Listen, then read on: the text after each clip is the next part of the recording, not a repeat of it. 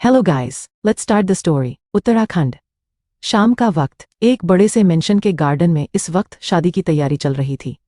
Mention काफी खूबसूरत था, जिसे बहुत खूबसूरती से सजाया गया था, लेकिन वहां मेहमान बहुत ही कम थे। मात्र गिने चुने लोग ही मौजूद थे। वही गार्डन के बीचों बीच एक बड़ा सा मंडप बना हुआ था, जिसमें पंडित जी हवन कुंड में लकड़ियां डालते हुए कुछ मंत्र उच्चारण कर रहे थे।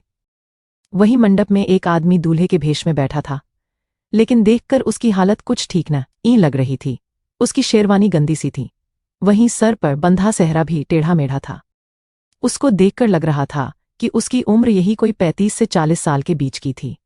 वहीं उसके बगल उसी के जैसे 24 और आदमी भी बैठे हुए थे। तभी दूल्हे की भेष में बैठा आदमी कुछ बोला और उसके बोलने से साफ पता चल गया कि वो फिलहाल नशे में धुत है, वो एक शराबी है। और उसने अपने लड़खड़ाती हुई आवाज में पंडित जी से कहा, हे पंडित, ये क्या कब से सिर्फ लकड़ी ही तोड़े जा रहा है? तुझे यहाँ लकड़ी तोड़ने के लिए नहीं, शादी करवाने के लिए बुलाया गया है। तो जल्दी जल्दी अपना काम कर और मेरी शादी करवा, क्योंकि अब मैं और इंतजार नहीं कर सकता। ये कहते हुए उस आदमी के चेहरे पर एक मक्कारी भारी मुस्कान आ गई। वही उसी की जैसी हालत में बैठे हुए उसके अगल बगल के आदमी भी हंस दिए। इस आदमी की बात सुनकर पंडित जी ने उसे अजीब नजरों से देखा, फिर दुखी है होकर मन में बोले, हे ऊपर वाले, ना जाने किस कलम से तूने उस लड़की का भाग्य लिखा है, जिससे इस आदमी की शादी हो रही है, और न जाने उस लड़की को उसके कौन से कर्मों की ऐसी सजा मिल रही है, जो उसे ऐसे घर वाले मिले हैं। उसके खुद के चाचा उसकी शादी इस शराबी से करवा रहे हैं।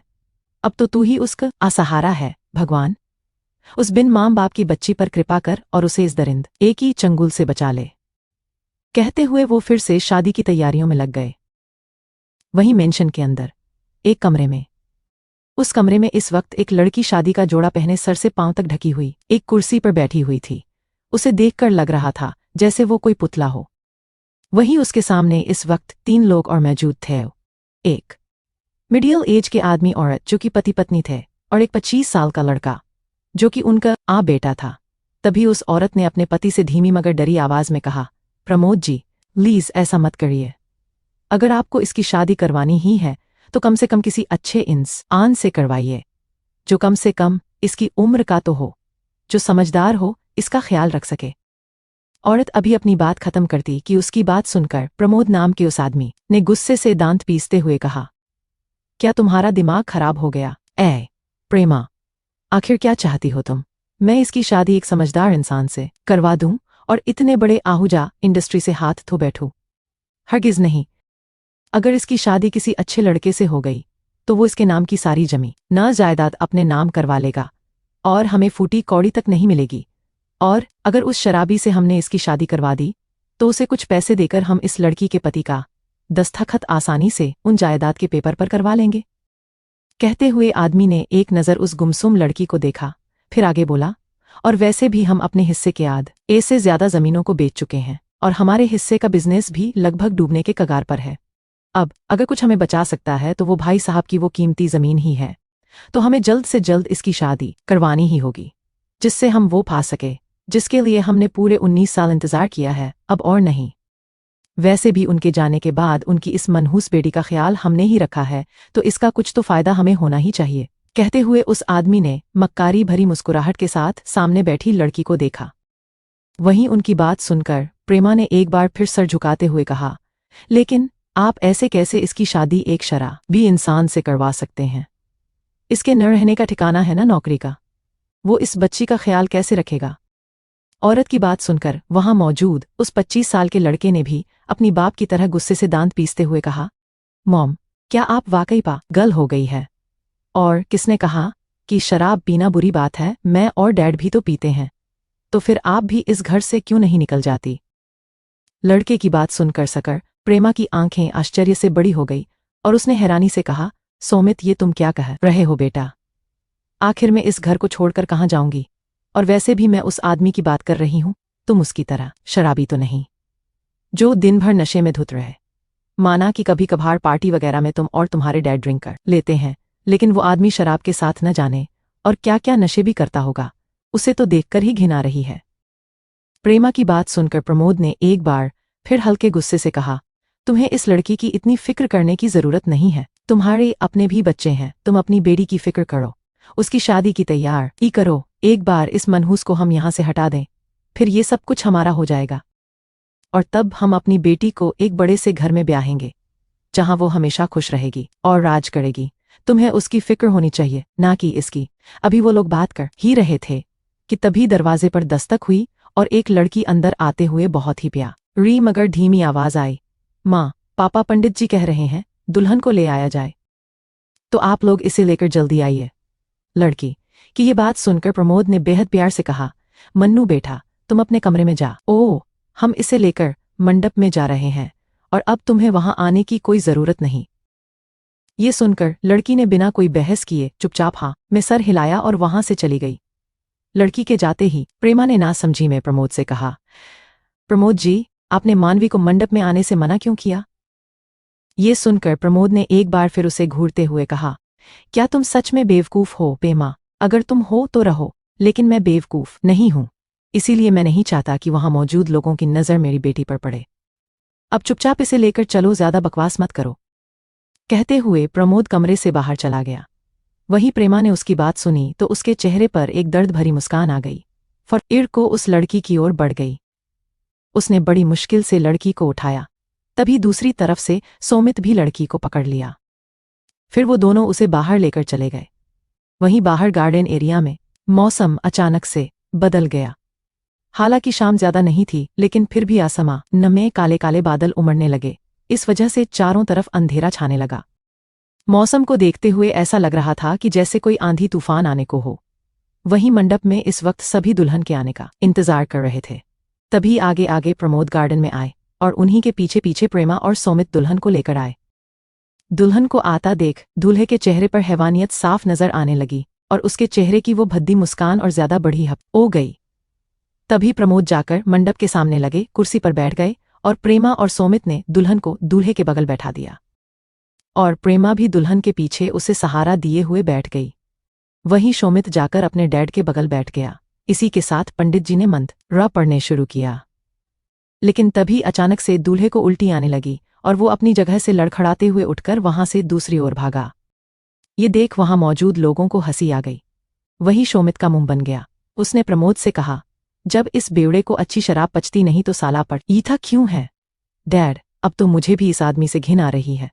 कम से कम आज के दिन तो ना पिता, ना पीने से मौत थोड़े हो जाती है इसकी। ये सुनकर प्रमोद में दूल्हे की ओर देखते हुए गंभीर आवाज में कहा, छोड़ो तुम भी, अपनी माँ जैसी बातें मत करो, और वैसे भी इतनी जल्दी मैं दूसरा लड़का कहाँ से लाता। फिर उसने दुल्हन की ओर देखते हुए और सीरियस वॉइस में कहा, अगले 2 दिन बाद ये लड़की 19 साल की हो जाएगी, और अगर उससे पहले इसकी शादी नहीं हुई तो सारी प्रॉपर्टी ट्रस्ट को चली जाएगी, और अगर शादी हो गई तो इसकी सारी जायदाद इसके पति की हो जाएगी। इसलिए मुझे जल्दबाजी में जो भी मिला मैं उसे ही ले आया। कम से कम ये गवार आदमी बिना किसी खिच के साइन तो कर देगा। जहां उसकी 2-4 बोतल थमा दिया उतने में ही वो खुश, और इसी के साथ हमारी जिंदगी भी ऐश। ये कहते हुए प्रमोद के चेहरे पर एक शैतानी मुस्कुराहट आ गई। वहीं उसका बेटा भी उसके साथ मुस्कुरा दिया। तभी वो दूल्हा वापस से मंडप में आया। उसे देख पंडित जी ने एक बार फिर मुंह बनाते हुए मंत्र पढ़ना शुरू किया। वहीं मेंशन के सबसे ऊपरी फ्लोर के एक कमरे की खिड़की पर खड़ी मानवी गार्डन में हो रही शादी को देख रही थी। इस वक्त मानवी की आंखों में आंसू था। तभी उसने अपने आंसुओं को साफ करते हुए खुद से कहा, सॉरी आरू, तुम्हारी बहन तुम्हारे लिए कुछ नहीं कर पा रही, लेकिन वो भगवान जी से तुम्हारे लिए हर एक पल प्रार्थना कर रही है कि काश कोई चमत्कार हो जाए और तुम्हें तुम्हारी तकलीफों से छुटकारा मिले। मैं हरगिज नहीं चाहती तुम्हारी शादी उस घटिया इंसान से हो। मुझे तो शर्म आती है अपने बाप को अपना बाप कहते हुए, क्योंकि आज तुम्हारी जो हालात है उसके जिम्मेदार मेरे बाप और भाई ही। मैं और मॉम चाहकर भी तुम्हारे लिए कुछ नहीं कर पाए। बचपन से लेकर आज तक डैड ने तुम्हारे साथ बहुत गलत किया है, और आज भी वो बहुत बड़ी गलती कर है। इसके लिए मैं उन्हें कभी माफ नहीं करूंगी, कभी नहीं। ये कहते हुए मानवी की आंखों से झर झर आंसू बहने लगे। वहीं नीचे गार्डन में पंडित जी अभी विधिवत मंत्र पढ़ रहे थे कि तभी दूल्हे में खींचते हुए कहा, हे पंडित चुप, ये क्या कितनी देर से बकर बकर किया जा रहा है? मुझे सारे विधि विधान नहीं करने, चुपचाप फेरे के मंत्र पढ़। मैं मंगलसूत्र और सिंदूर पहनाऊं और जल्दी जल्दी ये शादी खत्म हो। मुझे और ज्यादा वक्त बर्बाद नहीं करना। ये कहते हुए उसके चेहरे पर एक अजीब मुस्कुराहट आ गई और उसने अपने कंधे से दुल्हन को हल्का धक्का दिया। वही उसकी बात सुनकर पंडित जी को बहुत गुस्सा आ रहा था और उसने गुस्से में उसे डांटते हुए कहा, जजमान, आप थोड़ी देर शांत बैठिए। आपके कहने से ये शादी नहीं होगी। शादी का जो विधान है मैं उसी तरीके से करवाऊंगा। फिर पंडित जी ने प्रमोद की ओर देखकर कहा, श्रीमान जी, आप आगे आइए और कन्यादान की रस्म अदा कीजिए। लेकिन पंडित जी की बात पर प्रमोद अपनी जगह से नहीं उठा, बल्कि वो इस तरह बैठे हुए बोला, पंडित जी, आप ज्यादा परेशान मत होइए। जैसा दूल्हा कह रहा है वैसा ही करिए और जल्दी से विवाह कार्य पूरा कराइए। प्रमोद जी की बात सुनकर पंडित जी हैरान हो गए, लेकिन उन्होंने उनसे कुछ नहीं कहा, बल्कि आसमान की ओर देखते हुए अपने मन में बोले, हे प्रभु, मुझे माफ कर दीजिएगा। अब जब आप ही कोई चमत्कार नहीं कर रहे हैं तो मैं तुच्छ प्राणी क्या ही कर सकता हूं। मैं अपना काम कर रहा हूं, आगे जो कुछ होगा वो आपकी मर्जी होगी। इसी के साथ पंडित जी ने सबसे पहले फेरे के मंत्र पढ़ना शुरू किया। वही दूल्हे के चेहरे पर मुस्कान आ गई। एक तरफ मेहमान जो चुपचाप तमाशा देख रहे थे, उन्हीं के साथ प्रमोद और सोमित भी सामने हो रहे शादी को देख रहे थे। वही प्रेमा चुपचाप दुल्हन को पकड़े बैठी थी। उन्होंने सब कुछ किस्मत पर छोड़ दिया था। यही है आल मानवी का भी था। तभी पंडित जी ने दूल्हे से कहा, अब आप दोनों फेरों के लिए खड़े हो जाइए।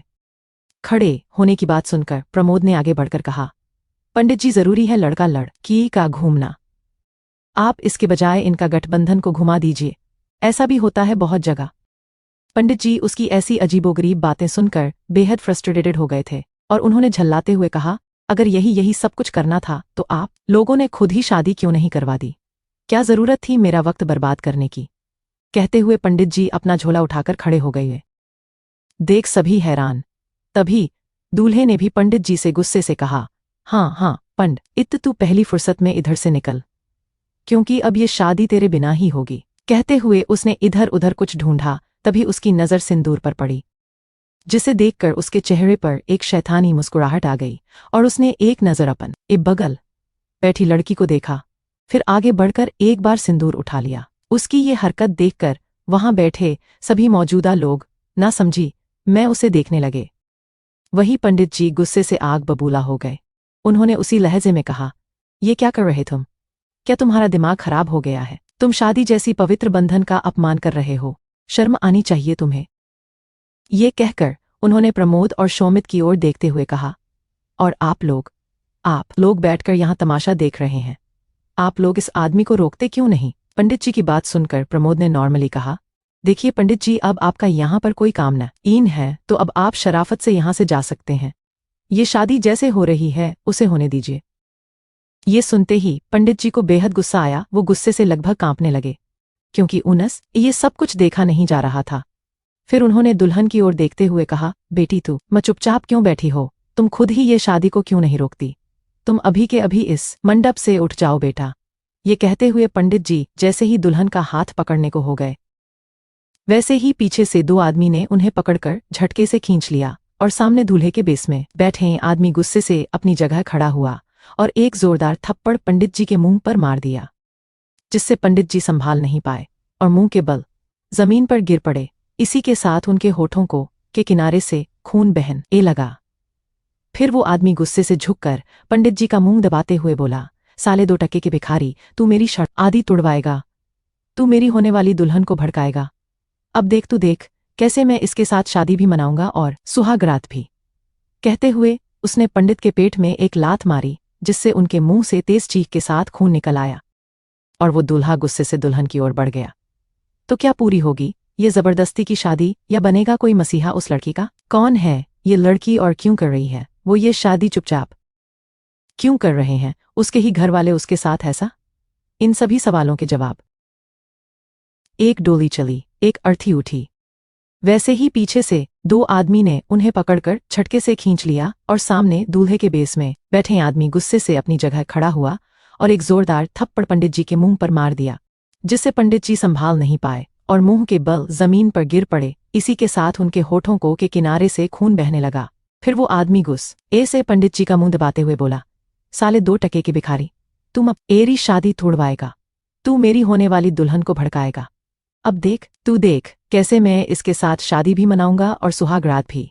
कहते हुए उसने पंडित के पेट में एक लात मारी, जिससे उनके मुंह से तेज चीख के साथ खून निकल आया और वो दूल्हा गुस्से से दुल्हन की ओर बढ़ गया। और उसने एक बार फिर सिंदूर की थाल से एक मुट्ठी सिंदूर उठाया और दुल्हन के सर झुका। लेकिन तभी अचानक से गार्डन के ऊपर का आसमान अंधकारमय हो गया और सबके कानों में तेज तेज आवाजें आने लगी। ये आवाज चॉपर की थी। वही इस आवाज को सुनकर सारे लोग आसमान की ओर देखने लगे और ऊपर देखते ही सबकी आंखें हैरानी से फैल गई और सारे के सारे अपनी सीट से उठकर खड़े हो गए। तभी 3 चॉपर तेज हवा और आवाज के साथ वहां के बड़े से गार्डन में लैंड हुआ। उनके नीचे आते ही आसपास पूरा काफी ज्यादा धूल और पत्ते उड़ने लगे। हर तरफ धुआं धुआं सा धुंधला दिखाई देने लगा। ये सब देखकर वहां मौजूद हर एक इंसान घबरा गया। वही तो दूल्हा, जो कि अभी लड़की की मांग सिंदूर से भरने जा रहा था, उसके हाथ हवा में रुक गए। वहीं दूसरी तरफ उन 3 चॉपर में से 2 का दरवाजा खुला और काले कपड़े में, आंखों पर गॉगल्स लगाए, हाथ में न्यू मॉडल गन लिए कुछ लोग जल्दी से निकले और वहां मौजूद सारे लोगों को गन पॉइंट पर ले लिया। और एक आदमी ने भारी कदमों से जाकर मेंशन से बाहर जाने का में डोर बंद कर दिया और गन लेकर वहीं ये देख वहां मौजूद सारे मेहमान डर गए और उन्हें भगदड़ सी होने लगी। आसपास शोर शराबा होने लगा। ये देख प्रमोद को कुछ समझ में नहीं आया और उसने गुस्से से उन आदमियों से कहा, ये सब क्या है? कौन हो तुम लोग और यहाँ क्या लेने आए हो? देखो, अभी तुम लोग जानते नहीं हो हमें, तो अब जान जाएंगे, क्योंकि जानने ही तो आए हैं हम इतनी दूर से। ये सुनकर सबकी नज़र तीसरी चॉपर की तरफ मुड़ गई। अब तक उड़ रही धूल थम गई थी। सब कुछ साफ साफ नजर आ रहा था। हालांकि शाम का वक्त था, पर दिखाई सब कुछ दे रहा था। वहीं सबने उस ओर देखा और फिलहाल गार्डन के बीचों बीच एक लंबा चौड़ा आदमी खड़ा था, जिसकी उम्र लगभग 25 साल की थी। बेट, टॉप से शुरू करूं या बॉटम से? Well, always top to bottom. 6 foot 3 inch feet की हाइट, गोरा रंग, काले मगर छोटे बाल, गहरी ओशियन ग्रीन आंखें, ठीकी सीना, स्क्वायर जॉ लाइन, लंबी गर्दन, broad chest, solid bicep, perfect body and facial features. Overall तरासा हुआ हीरा लग रहा था वो। इस वक्त वो फुल ब्रांडेड ग्रे आउटफिट में था। ग्रे कलर की पैंट और सेम कलर की हाईनेक टी शर्ट और उसके ऊपर से ग्रे लॉन्ग ओवरकोट के साथ ब्लैक लेदर शू। आंखों पर शेड्स चढ़ाए, माथे पर बिखरे हुए उसके बाल, वहीं एक कान में पहनी हुई सिल्वर स्टड। कुल मिलाके कयामत का दूसरा नाम। हैंडसम, चार्मिंग, अट्रैक्टिव और भी बहुत सारे शब्द मिलाकर भी बयां ना हो, ऐसी खूबसूरती है बंदे की। चेहरे पर मुस्कुराहट लिए वो आगे आते हुए सबके बीच खड़ा हो गया। सबके सब फिलहाल उसे ताड़ने मचने लगे हुए थे। वही मानवी अभी भी ऊपर से गार्डन में हो रहे चीजों को कंफ्यूजन में देख रही थी। हालांकि उसे डर नहीं लग रहा था, क्योंकि इस वक्त जो हो रहा था उसे लगा कि शायद इसकी वजह से शादी रुक जाएगी। वहीं नीचे गार्डन में प्रमोद ने जब उस लड़के को देखा तो वह गुस्से से बोले, अब तुम कौन हो और क्या जाने आए हो यहाँ? ये सुनकर लड़के ने बड़े स्टाइल से अपने शेड्स उतारे और अपनी समुद्र जैसी गहरी आंखों से एक नज़र पूरे माहौल को देखा, जहां एक तरफ कुछ मेहमान ड्रेस में खड़े थे और उनके पीछे गॉर्ड्स बंदूक लिए खड़े थे। वहीं मंडप में प्रेमा दुल्हन को पकड़े बिना किसी भाव के बैठी थी। वहीं एक तरफ पंडित जी अपनी खस्ता हालत में खड़े थे और मंडप के बीचों बीच दूल्हे के भेष में वो आदमी, जो कि अभी अपने सामने आए लड़के को घूरकर देख रहा था। अचानक की दूल्हे को देखकर लड़के की नज़र सख्त हो गई, लेकिन फिर उसने अपने चेहरे के भाव नॉर्मल कर लिए और प्रमोद जी की तरफ मुड़कर चेहरे पर एक कातिलाना मुस्कुराहट सजाए हुए बोला, मैं हूं आपका होने वाला दामाद, लेकिन आप मेरे ससुर जी नहीं हैं, ये मैं जानता हूं, क्योंकि उनको स्वर्ग सिधारे तो जमाना बीत गया। बड़े ही भले आदमी थे। कहते हुए उसे लड़के ने ऊपर की ओर देखकर विंक करते हुए कहा, प्रणाम ससुर जी। फिर झटके से उसने प्रमोद के पैर छू ली। उसकी हरकत से प्रमोद की आंखें छोटी हो गई और वो 2 कदम पीछे हो गया। बोला, ये बकवास लगा रखा है तुमने? क्या हरकत है ये? कौन हो तुम और यहाँ क्या करने आए हो? ऊपर से तुम मेरे भाई साहब को कैसे जानते हो? प्रमोद की बात सुनकर लड़के ने मुस्कुराते हुए ही जवाब में कहा, अरे अरे छा उठे ससुर जी, पहली बात तो मैं तो आपके पांव छू रहा था, माना कि मैं सालों से विदेश में रहा हूं, पर नहीं, मैं अपने देश की भाषा भूला हूं और ना ही संस्कार। और दूसरी रही बात मेरे पूजनीय ससुर जी की, तो उन्हें कौन नहीं जानता। एंड द मोस्ट इंपॉर्टेंट बात तो आप खुद ही भूल गए। अरे यहाँ शादी की तैयारी हुई है तो जाहिर है वहीं करने आया हूं। कहते हुए उसे लड़के ने अपनी शूज उतारे और मंडप के अंदर जाने लगा और इसी के साथ वो एक बार फिर टीजिंग टोन में बोला, वैसे छोट ससुर जी, आपने मेहमान बहुत कम बुलाए हैं। अच्छा है कि मैं अपनी बारात लेकर आया हूं। लड़के की बात सुनकर प्रमोद और सौमित आग बबूला हो गए। वही अब मंडप में खड़ा दूल्हा गुस्से ए आगे आते हुए बोला, बहुत हो चुकी तेरी बकवास लड़के, अब चुपचाप यहां से निकाल वरना तेरी ah ID is disgusting shit who the hell अरे यू, कितनी बदबू आ रही है तुम में से। ये बात उस लड़के ने बहुत ही बुरा सा मुंह बनाते हुए नाक सिकोड़ कर उस दूल्हे बने आदमी से कहा। ये सुनकर दूल्हा एक पल रुक गया और उसमें खुद को स्मेल किया और खुद को संभाल करके उसकी खुद की ना आग सिकुड़ गई और फिर अगले ही पल उसने गुस्से से कहा, अबे अंग्रेज की औलाद चटाकक। अभी तो दूल्हा कुछ बोल पाता कि उससे पहले ही उसके चेहरे पर एक जोरदार थप्पड़ लगा जिससे वो लगभग मंडप से नीचे गिर गया। वहीं वो लड़का जो अब तक मुस्कुरा रहा था उसके चेहरे पर भी खतरनाक भाव आ गए और अगले ही पल उसने अपना कोट निकालकर अपने एक गार्ड की ओर फेंका और खुद भी मंडप से नीचे आते हुए दूल्हे के पेट में एक जोरदार लात मार अपनी गरजती हुई आवाज में बोला, इंसान को कभी अपनी औकात नहीं भूलनी चाहिए और तुझ जैसे 2 कौड़ी के आदमी की इतनी हिम्मत कि तू विक्रम वर्धान के सामने अपना मुंह खोलेगा, इतनी औकात है तेरी। कहते हुए वो लड़का जो विक्रम ही था उसने 2-4 लात एक साथ उसके पेट में मार दिया। वहीं विक्रम का नाम सुनते ही बाकी के लोग सकते में आ गए और प्रमोद के साथ सौमित भी हैरान हो गया। इसी के साथ उसने हकलाते हुए अपने डैड से कहा, डैड, इसका मतलब? इसकी जवाब में प्रमोद ने अपने माथे पर आए पसीनों को पोंछते हुए कहा, इसका मतलब जिसका का डर था वही हुआ, लेकिन मुझे उम्मीद नहीं थी कि ये जिंदा होगा। जब भी उस दिन वहां कोई नहीं बचा था। अभी वो दोनों बात कर ही रहे थे कि तभी विक्रम की एक जोरदार आवाज फिर गूंजी, पंडित जी क्या आप यहाँ तमाशा देखने आए हैं? आइए और ये शादी करवाई, और हाँ, शादी पूरी विधि विधान से होनी चाहिए, मैं नहीं चाहता कि कोई कमी रहे। कहते हैं वे विक्रम ने दूल्हे को अधमरा करके खुद सीधे दुल्हन की बगल में आकर बैठ गया। ये देख प्रमोद एक बार फिर घबरा गया और अपने मन में बोला, अब क्या होगा अगर इसे पता चला कि दुल्हन नहीं, मुझे कुछ करना होगा।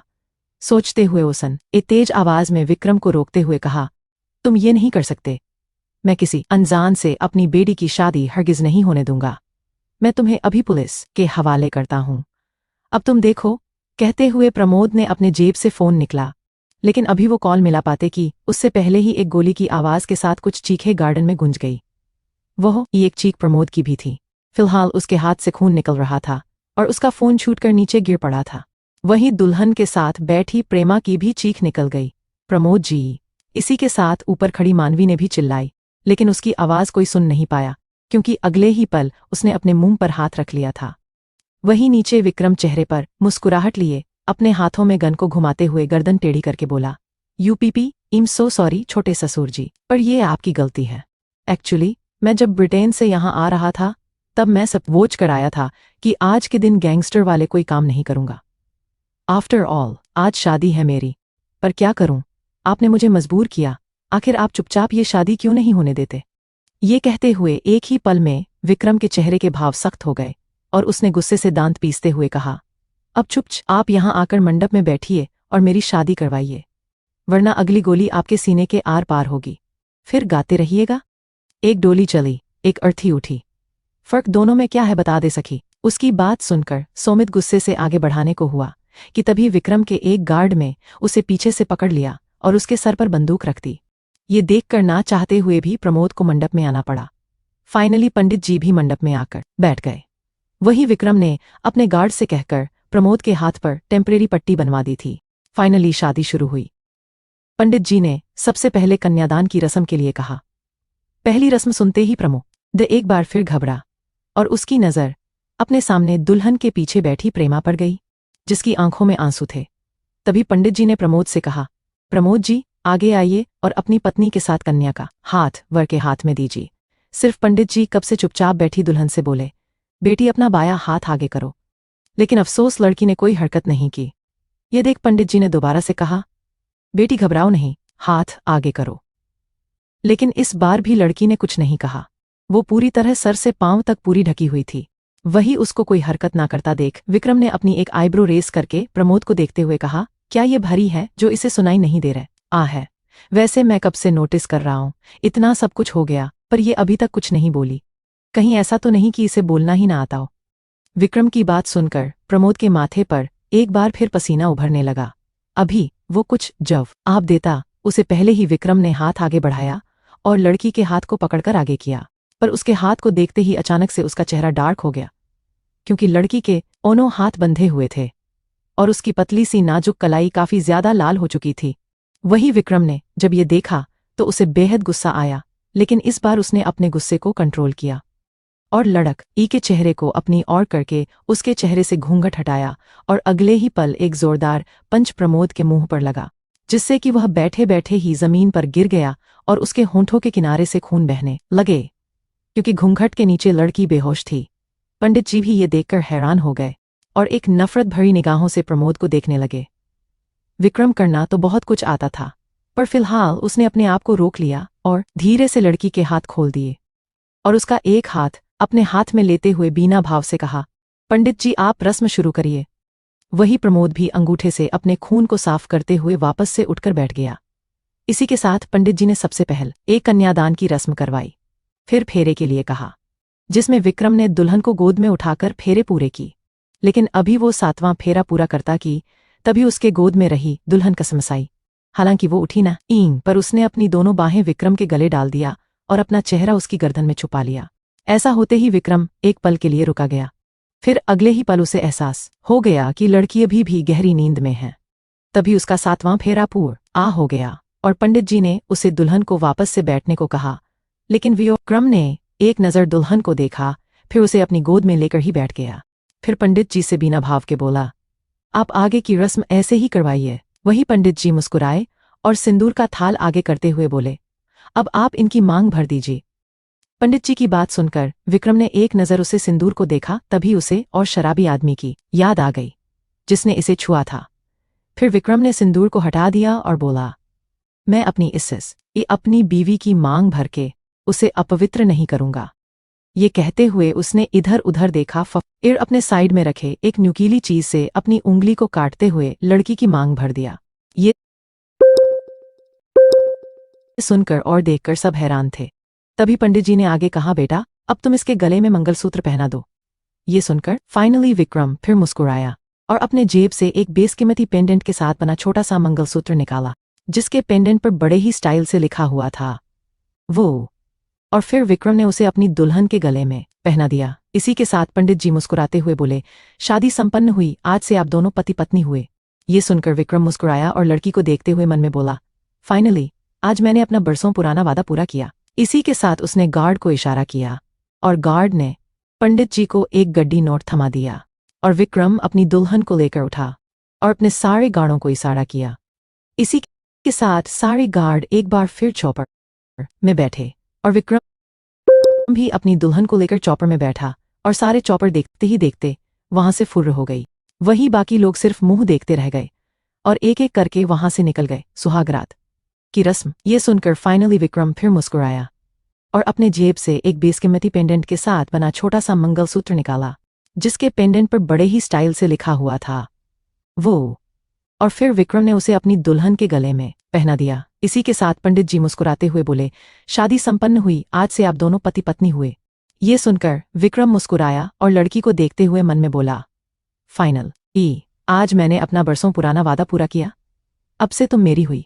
इसी के साथ उसने गार्ड को इशारा किया और गार्ड ने पंडित जी को एक गड्डी नोट थमा दिया। ये देख पंडित जी ने उसे लेने से मना करते हुए बोले, बेटा मुझे इन पैसों की जरूरत नहीं, मैं अकेला हूं और अपनी जिंदगी जीने भर का हर रोज कमा लेता हूं, मुझे भविष्य की चिंता नहीं।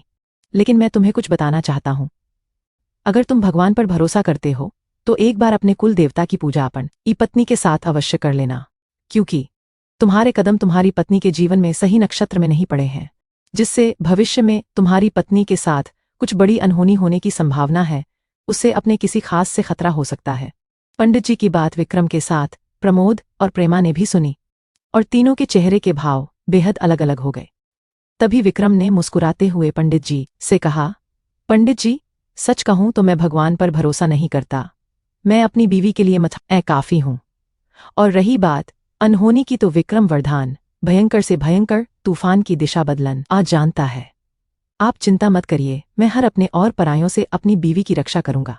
ये कहते हुए विक्रम ने अपनी जहरीली नजरों से प्रमोद को देखा, फिर अपनी दुल्हन को लेकर अपनी जगह से खड़ा हो गया और अपने सारे गार्डों को इशारा किया। इसी के साथ सारे गार्ड्स ने सभी को छोड़ दिया और एक बार फिर चॉपर में बैठे गए। वही एक गाय ने विक्रम की चॉपर का दरवाज़ा खोला और विक्रम भी अपनी दुल्हन को लेकर चॉपर में बैठा और सारे चॉपर देखते ही देखते वहां से फुर्र हो गई। वहीं उनके जाते ही सबकी जान में जान आई और वो बिना एक पल रुके वहां से 9-2-11 हो गए। वही पहले वाले दूल्हे के साथ आए लोग उसे लेकर हॉस्पिटल निकल गए। अब वहां पर सिर्फ पंडित जी के साथ प्रेमा, प्रमोद और शोमित बचे थे। तभी शोमित गुस्से से पंडित जी की ओर बढ़ते हुए बोला, सब कुछ इसकी वजह से हुआ है। अगर इसमें जल्दी से यह शादी खत्म कर दी होती तो इतना तमाशा ना होता। कहते हुए वह पंडित जी की ओर बढ़ाने को हुआ कि तभी प्रमोद ने उसे रोक दिया।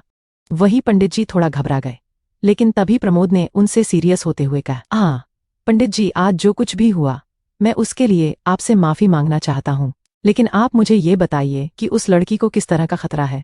मतलब किसी अपने की बात कर रहे थे आप? यह सुनकर पंडित जी ने गंभीरता से कहा, वो अपना उसका बेहद खास होगा जिस वह अपना मानती होगी। वही खास इंसान उसकी जान के लिए खतरा बनेगा, लेकिन वो कौन होगा ये तो भविष्य ही बता सकता है, क्योंकि अपने का मतलब खून का रिश्ता नहीं होता।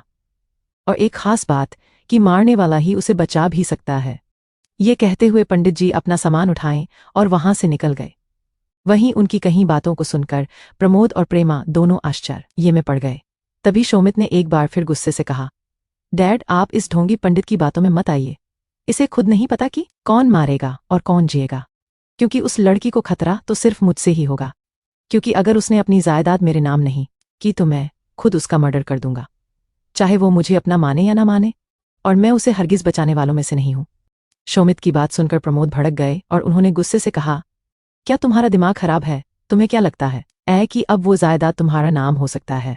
हरगिज नहीं, क्योंकि शादी होते ही वो ऑटोमेटिक उसके पति का हो गया। लेकिन अभी वो और आगे कुछ कह पाते कि उससे पहले ही शोमित ने एक शैतानी मुस्कुराहट के साथ कहा, ओ कम ऑन डैड, ये बात से सिर्फ हमें पता हो और किसी को नहीं, और असली प्रॉपर्टी के पेपर्स भी हमारे पास ही है, तो हम जब चाहे तब दूसरे पेपर से बनवा कर उसके साइन ले सकते हैं। ये सुनकर प्रमोद ने उसे घूरते हुए कहा, मुझे तो लगता है कि तुम्हारा दिमाग सचमुच में खराब हो गया है। आखिर तुम ऐसा सोच भी कैसे सकते हो? जो आदमी सालों से यहां से बाहर था वह आज ही के दिन यहां क्यों आया? जाहिर तौर पर उसे सब पता है, इसीलिए उसने आकर ऐसे शादी की। तभी शोमित ने फिर से उनकी बात काटते हुए कहा, लेकिन मुझे यकीन है कि उसे प्रॉपर्टी के बारे में कोई अंदाजा नहीं और ना ही अपनी बीवी की हालत के बारे में, क्योंकि अगर ऐसा होता तो वो चुपचाप यहां से ना जाता, बल्कि वो हमें इस घर से निकाल देता। लेकिन उसने ऐसा कुछ नहीं किया। हो ना हो उसका मकसद फिलहाल शादी करना ही था, जिस वजह से वो यहां से चला गया, और इससे पहले कि उसे आगे कुछ पता चले हमें जल्द से जल्द अपने काम को अंजाम दे देना चाहिए। शोमित की बात सुनकर प्रमोद सोच में पड़ गया। कहीं ना कहीं उसे भी शोमित की बात सही लग रही थी। तभी कुछ सोचते हुए प्रमोद ने उससे कहा, ठीक है, तो फिर कल तुम लॉयर को बुला लो, हम नए पेपर्स बनवा लेते हैं, और तुम अपने आदमियों से कहो कि आज जो आदमी आया था उसके बारे में पता लगाया जाए। ये कहकर प्रमोद गार्डन से सीधा मेंशन के अंदर बढ़ गया। वही प्रेमा भी अंदर जा चुकी थी। वही शोमित भी वहां से निकल गया। दूसरी तरफ मुंबई रात के करीब 2 बजे एक काफी दूर तक फैले हुए आलीशान से पैलेस के बड़े से गार्डन में 3 चॉपर एक साथ उतरते हैं, जिसमें से कुछ गार्ड्स के साथ विक्रम अपनी दुल्हन के अपने बाहों में ले नीचे उतरता है और सीधा पैलेस के अंदर बढ़ जाता है। वो पैलेस काफी आलीशान था, लेकिन इसका थीम पूरा ब्लैक था। वहां पर काफी मात्रा में गाइस लगे हुए थे। पैलेस की सिक्योरिटी देखकर ही पता चल रहा था कि यहां रहने वाला इंसान कितना ज्यादा रईस होगा। वही पैलेस के एंट्रेंस डोर पर बड़े बड़े अक्षरों में लिखा था, वीवीज ब्लैक पर्ल। विक्रम चेहरे पर कठोर भाव लिए अपनी दुल्हन को लेकर सीधे अंदर आया। तभी उसके पास उसी के उम्र एक लड़का जो कि उसका असिस्टेंट था, वो जल्दी से आया और सर झुकाते हुए बोला, बॉस, डॉक्टर की टीम आपके कमरे में इंतजार कर रही है, आप लेडी बॉस को वही लेकर चलिए। उसकी बात सुनकर विक्रम बिना कोई जवाब दिए सीधे अपने कमरे की ओर बढ़ गया। कमरों मुंह पहुंचकर उसने लड़की को बेड पर लिटाया और सख्त आवाज में वहां मौजूद लेडी डॉक्टर से बोला, मुझे इसकी फुल बॉडी रिपोर्ट चाहिए। हर एक छोटी से छोटी चीज डिटेल में एंड टेस्ट करो, और इस काम का रिजल्ट अगले 3 दिन में मुझे चाहिए। Am I clear? ये सुनकर सभी ने जल्दी से हाँ में सर हिलाया और विक्रम वहां से निकल गया। थोड़ी देर बाद विक्रम फ्रेश होकर चेंज करके नॉर्मल आउटफिट में अपने स्टडी रूम में बैठा कॉफी पी रहा था। वही उसके सामने उसका असिस्टेंट रॉनेट खड़ा था। क्या खबर है उसकी? विक्रम ने कॉफी का एक सिप लेते हुए सीरियस टोन में कहा। इस पर रोनित ने भी सीरियस टोन में जवाब देते हुए कहा, बॉस, वो मीटिंग 15 दिन बाद रखना चाहता है, अभी उसे कुछ वक्त चाहिए। ये सुनकर विक्रम के चेहरे पर एक मिस्टीरियस स्माइल आ गई और उसने गर्दन टेढ़ी करके कहा, वक्त? उसे वक्त नहीं चाहिए। वो बस तैयारी कर रहा है, खुद को बचाने की और मुझसे टकराने की। पर शायद उसे पता नहीं है कि मेरे आगे उसकी सारी तैयारी मेरे सामने धरी की धरी रह जाएगी। वो कितनी भी कोशिश कर ले, लेकिन उसे वह नहीं मिलेगा जिसकी उसे चाहत है। ये कहते हुए विक्रम का और बेहद भयानक लग रहा था। उसकी बातें सामने वाले के शरीर में सिहरन पैदा करने के लिए काफी होती हैं। अभी वह दोनों बात कर ही रहे थे कि तभी एक नौकर ने स्टडी रूम का दरवाजा खटखटाते हुए अंदर जाकर कहा, बॉस, आपको डॉक्टर आपके कमरे में बुला रहे हैं। ये कहकर वो जल्दी से वहां से चला गया। वहीं विक्रम और रोनित उसके कमरे की ओर बढ़ गए।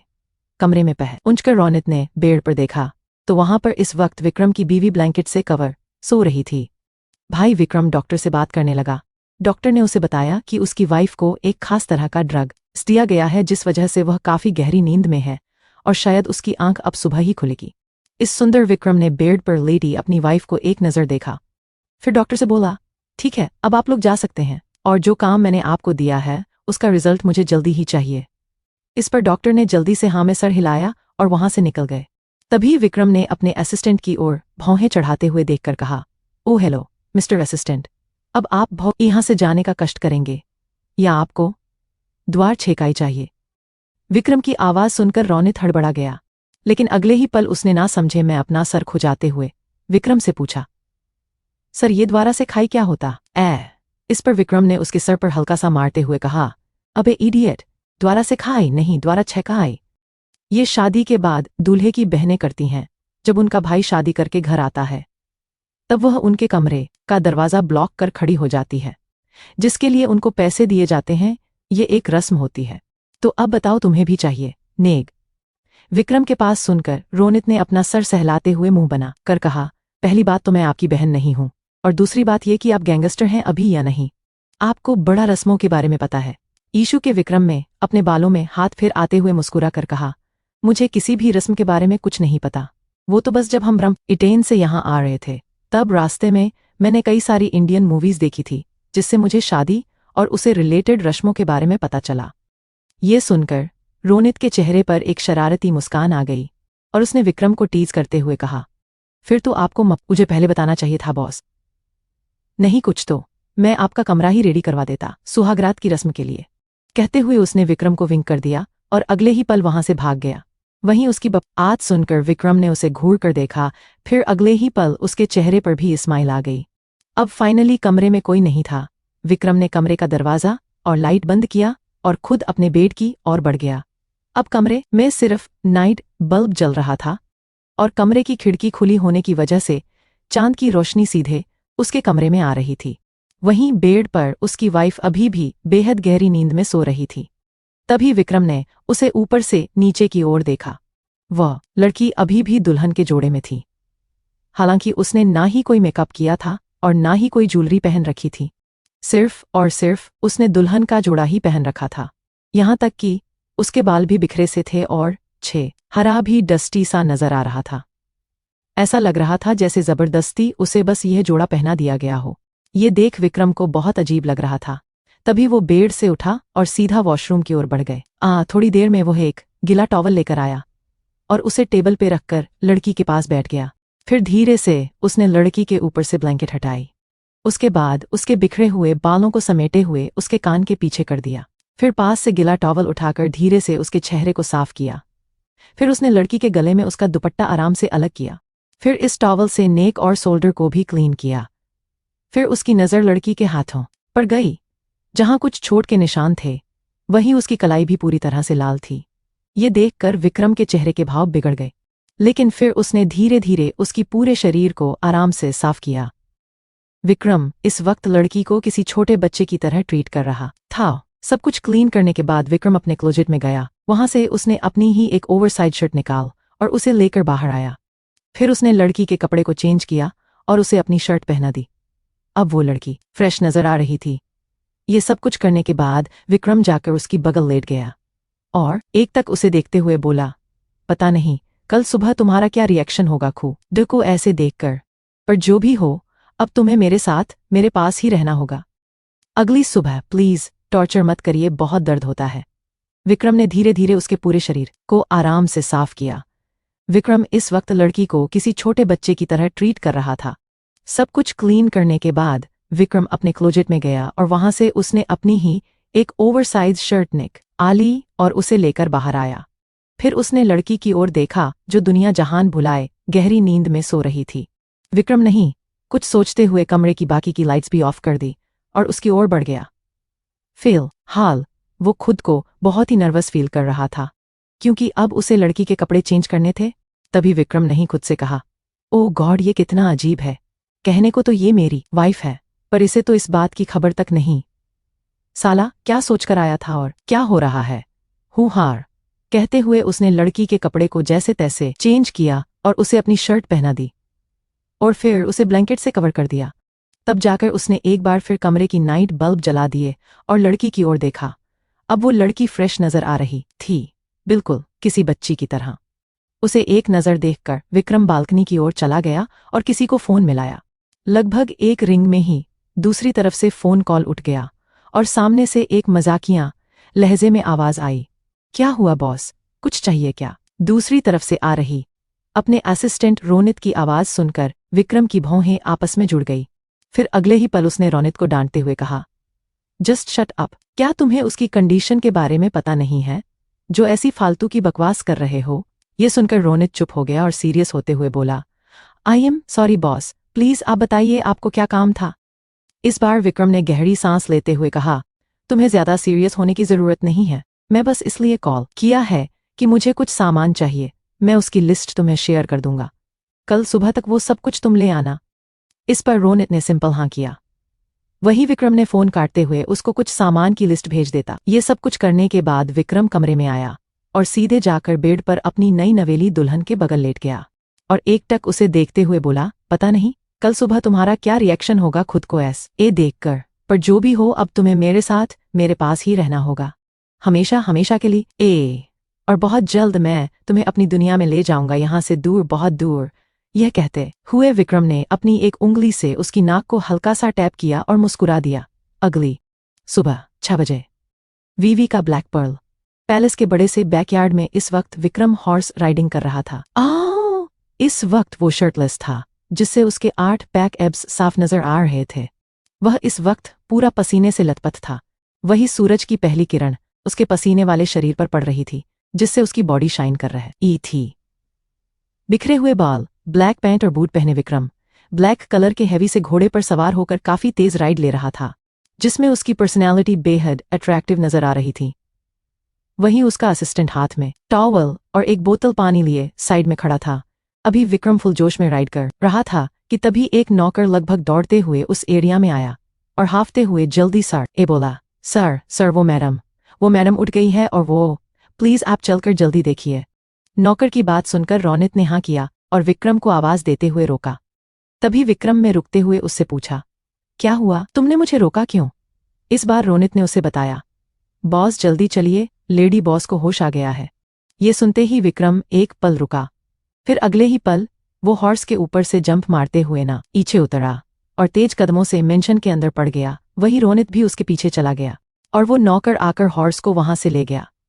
दूसरी तरफ आहूजा मेंशन। इस वक्त मेंशन के हॉल में प्रमोद, शोमित और उनके साथ उनका बहुत पुराना फैमिली लॉयर बैठा था।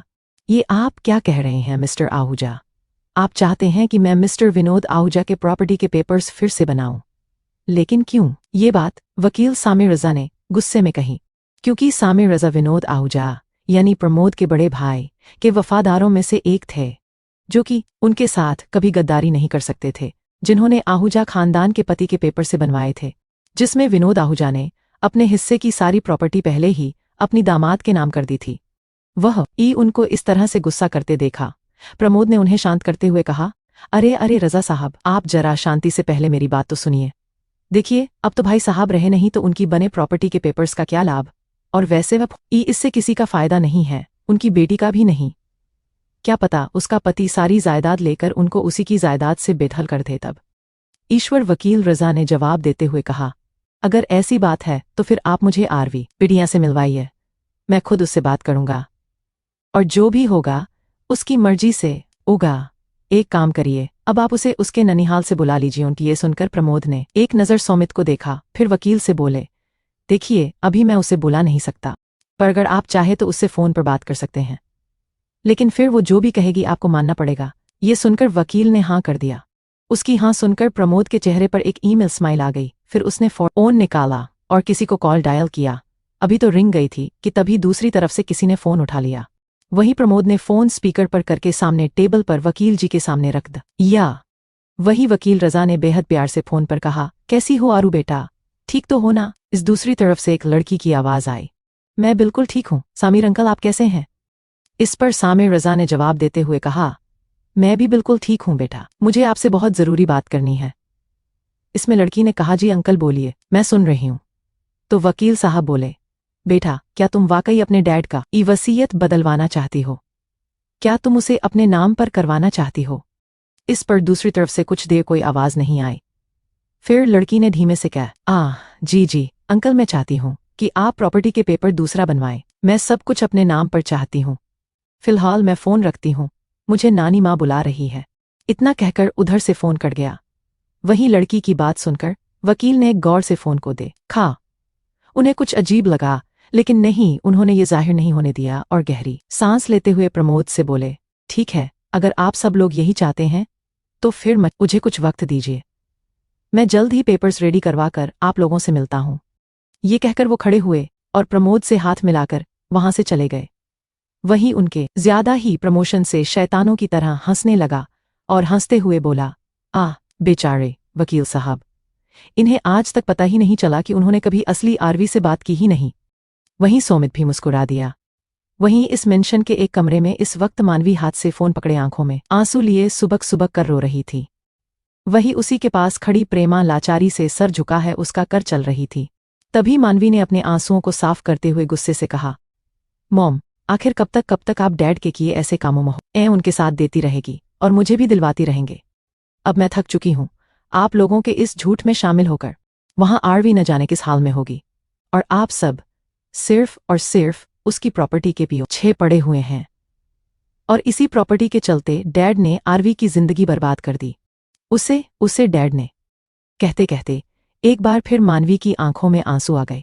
तभी प्रेमा ने उसे चुप करते हुए दुखी स्वर में कहा, मन्नू बेटा, तुम चुप हो जाओ, क्योंकि तुम्हारे डैड को रोकना ना तो तुम्हारे बस में है ना। मेरे जिंदगी में एक बार मैंने उन्हें रोकने की कोशिश की थी, लेकिन उसके लिए मुझे इसकी भारी कीमत चुकानी पड़ी थी और उसे वजह से मैं दोबारा कभी उनके किसी काम में टांग अड़ाने की कोशिश नहीं की और ना ही उन्हें रोकने की। अब मैं अपनी किस्मत से हार चुकी हूँ। बस जो हो रहा है उसे चुपचाप होने दो। इस मानवी ने कुछ नहीं कहा और उठकर सीधे वॉशरूम चली गई। वहीं दूसरी तरफ वीवी का ब्लैक पर्ल विक्रम लगभग दौड़ते हुए कमरे में आया, लेकिन कमरे की हालत देखकर वो अपनी जगह रुक गया। वही रौनित भी उसके पीछे पीछे आया और कमरे की हर रोज देखकर वो भी हैरान रह गया और इस हैरानी से उसने पूरे तहस नहस हो चुके कमरे को देखकर विक्रम से कहा, बॉस, लेडी बॉस कहाँ है? कहीं नजर नहीं आ रही। रौनित की इस सवाल पर विक्रम ने दांत पीसते हुए उसे घूर कर देखा और गुस्से से बोला, मेरे पॉकेट में है, हाथ आगे करो, देता हूं मैं तुम्हें उसे, इडियट। मैं भी अभी तुम्हारे साथ ही आया हूं ना, मुझे कैसे पता होगा कि वो कहाँ है? अब चुपचाप देखने दो मुझे। उसकी डांट सुनकर रौनित चुप हो गया। वहीं ये कहते हुए विक्रम ने फ्लोर पर बिखर ए सामान को पैरों से हटाते हुए अंदर की ओर बढ़ा और धीरे से बोला, hello my new bride, where are you? She your husband is calling you. कहते हुए विक्रम पूरे कमरे में अपनी वाइफ को ढूंढने लगा, कभी कर्टन के पीछे तो कभी बेड के। वही रौनित भी इधर उधर सोफे के पीछे वगैरह देखने लगा। विक्रम ने पूरा कमरा देख लिया, लेकिन उसे वहां कहीं कोई नहीं मिला। तभी उसे बालकनी का ग्लास डोर खुला हुआ दिखा, जो देख विक्रम ने अपने कदम उसे और बढ़ा दिए। बालकनी में जाते ही विक्रम की नज़र एक कोने में बैठी अपना सर घुटनों में छुपाए उसकी वाइफ पर गई। ये देखकर विक्रम उसके पास गया और धीरे से उसके कंधे पर हाथ रखते हुए बोला, हे व्हाट हैपन, तुम यहाँ क्या कर रही हो? लेकिन तभी लड़की ने उसके हाथ को झटक दिया और खुद में और सिमट गई। उसे देखकर लग रहा था जैसे वो डरी हुई हो और डर से वो कांप भी रही थी। वही देख विक्रम ने एक बार फिर उससे बोला, इट्स ओके, अगर तुम नहीं चाहती कि मैं तुम्हें, तो कोई बात नहीं, तुम खुद से उठकर कमरे में चलो, यहाँ इस तरह से मत बैठो। लेकिन लड़की ने अभी भी कोई जवाब नहीं दिया, वह इस तरह बैठी रही। यह देख विक्रम खींच गया और उसने एक झटके से लड़की को अपनी गोद उठा लिया। विक्रम कम ऐसा करने से वह लड़की चीख पड़ी और बुरी तरह से डरते हुए आंखें बंद करके हाथ जोड़कर गिड़गिड़ाते हुए बोली, नहीं नहीं, प्लीज मुझे छोड़ दीजिए, मुझे कहीं नहीं जाना। मैं आपकी हर बात मानूंगी, लेकिन प्लीज आप आरू को टॉर्चर मत करिएगा। आरू को बहुत पेन होता है, प्लीज मुझे छोड़ दीजिए प्लीज, कहते हुए वो लड़की रोने लगती हैं। वहीं उसकी कहीं एक एक बात और उसकी ये हरकत देखकर विक्रम का चेहरा डार्क हो गया। उससे ये समझते देर न लगी कि लड़की की मेंटल हेल्थ ठीक नहीं। उसे इतना ज्यादा टॉर्चर किया गया है जिस वजह से वो ऐसा बिहेव कर रही हैं। वहीं लड़की लगातार अपने आप को छुड़ाते हुए बड़बड़े जा रही थी, आरू को हर्ट मत करिए, बहुत दर्द होता है। वही देख विक्रम ने एक बार फिर उससे बोला, इट्स ओके, अगर तुम नहीं चाहती कि मैं तुम्हें टच करूं तो कोई बात नहीं, तुम खुद से उठकर कमरे में चलो, यहाँ इस तरह से मत बैठो। लेकिन लड़की ने अभी भी कोई जवाब नहीं दिया, वो इस तरह बैठी रही। ये देख विक्रम थोड़ा खींच गया और उसने एक झटके से लड़की को अपनी गोद उठा लिया। विक्रम ने अभी उसे महज उठाया ही था कि उसके ऐसा करने से वो लड़की चीख पड़ी और बुरी तरह से डरते हुए आंखें बंद कर लिया और लगभग हाथ जोड़कर गिड़गिड़ाते हुए बोली, नहीं नहीं, प्लीज मुझे छोड़ दीजिए, मुझे कहीं नहीं जाना। मैं आपकी हर बात मानूंगी, लेकिन प्लीज आप मुझे टॉर्चर मत करिएगा। मैं आपको बिल्कुल परेशान नहीं करूंगी, बस चुपचाप ही बैठी रहूंगी। आरू कोई आवाज नहीं निकलेगी, पर प्लीज आप आरू को हर्ट मत करिए, आरू को बहुत पे न होता है, प्लीज मुझे छोड़ दीजिए प्लीज, कहते हुए वो लड़की रोने लगती हैं। वहीं उसकी कहीं एक एक बात और उसकी ये हरकत देखकर विक्रम हैरान हो गया और उसने उसे चुप कराते हुए कहा, हे ये तुम क्या बोल रही हो, मैं भला तुम्हें नुकसान न क्यों पहुंचाऊंगा, और तुम पहले अपनी आंखें खोलो, मेरी ओर देखो, मैं तुम्हें कुछ नहीं करूंगा। कहते हुए विक्रम उसे कमरे में लाया और बिस्तर पर बैठा दिया। लेकिन उसने जैसे ही लड़की को बिस्तर पर बैठाया, लड़की झट से बिस्तर से उतरकर बेड के कोने जाकर बैठ गई और उसी तरह डरी हुई आवाज में बोली, नहीं आप झूठ बोल रहे, मुझे अंकल ने कहा था कि वो मुझे किसी को दे देंगे जो मुझे सबक सिखाएगा और मेरी अकल ठिकाने आ जाएगी, और आप वही हो, आप जरूर मुझे अंकल की तरह हर्ट करोगे और मुझे बांध कर रखोगे, है ना। पर आरू को दर्द होता है, कहते हुए उसने आंखों में आंसू लिए विक्रम की ओर देखा। वहीं विक्रम उसकी बात सुनकर और उसकी हालत देखकर हैरान रह गया।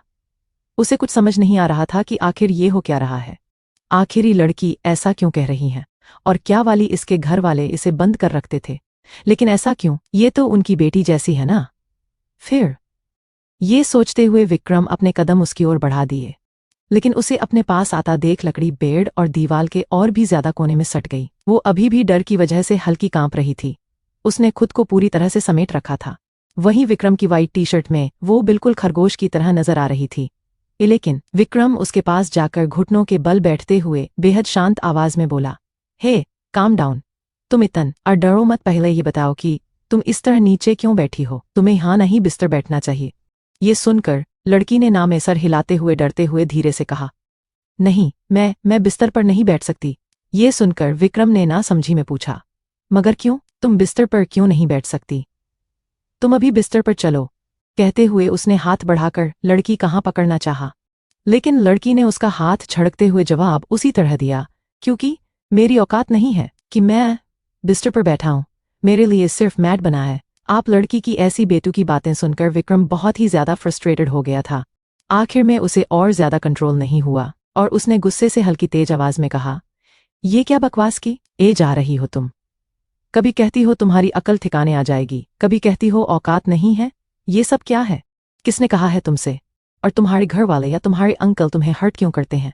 विक्रम के डांट सुनकर लड़की बुरी तरह से रोने लगी और अगले ही पल रोते हुए हैं वो गुस्से में उठी और अपनी नाक को पोंछते हुए विक्रम सर बोली, आरू कभी बकवास नहीं करती, उसे सच में सब हर्ट करते हैं, सोमी भैया भी और अंकल भी, और आपको यकीन नहीं होता ना, तो ये देखिए। कहते हुए वो अपने दोनों हाथों को आगे कर देती है जिसकी कलाई पूरी लाल थी, और फिर उसने अपने सारे बालों को समझते हुए ऊपर करके गर्दन भर दिखाई जिस पर स्क्रैच और उंगलियों के निशान थे।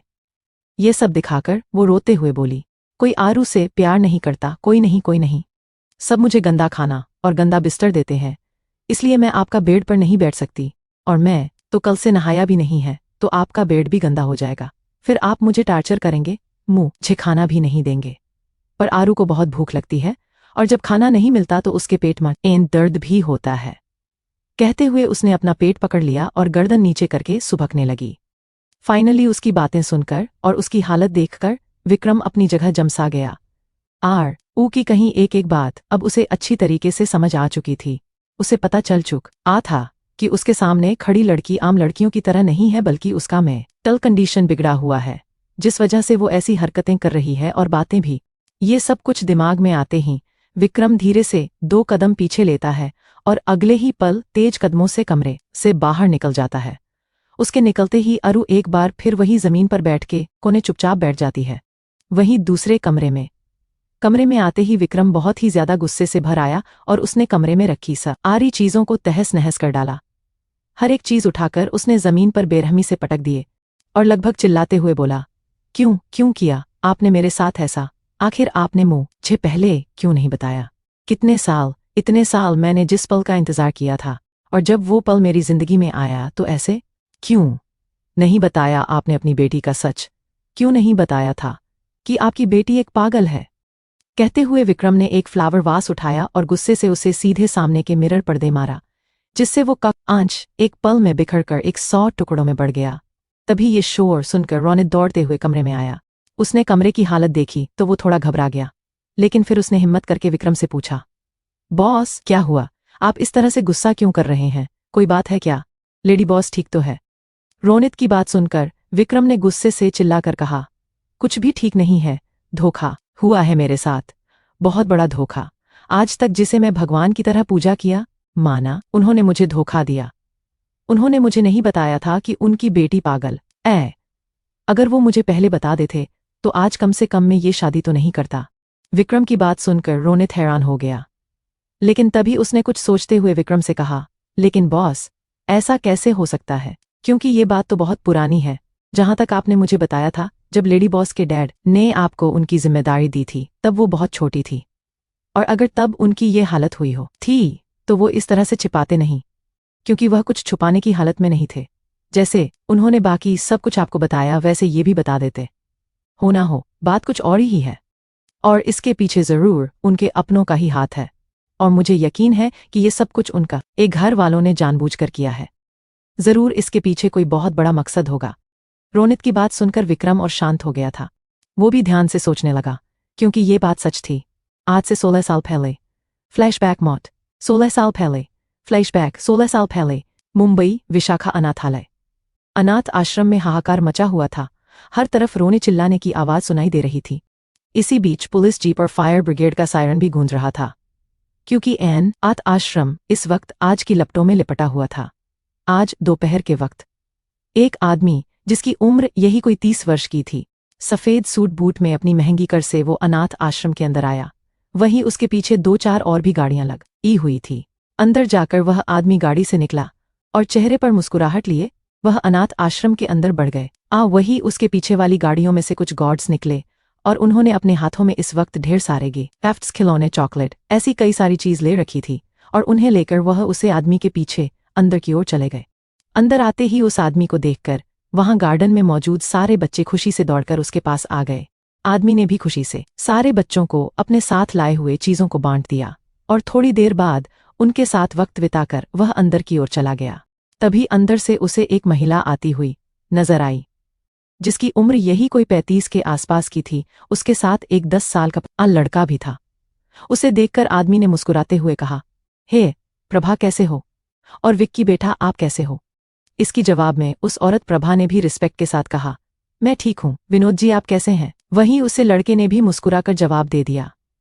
प्रभा की बात सुनकर विनोद ने झूठा नाराजगी दिखाते हुए कहा, ये क्या बात हुई?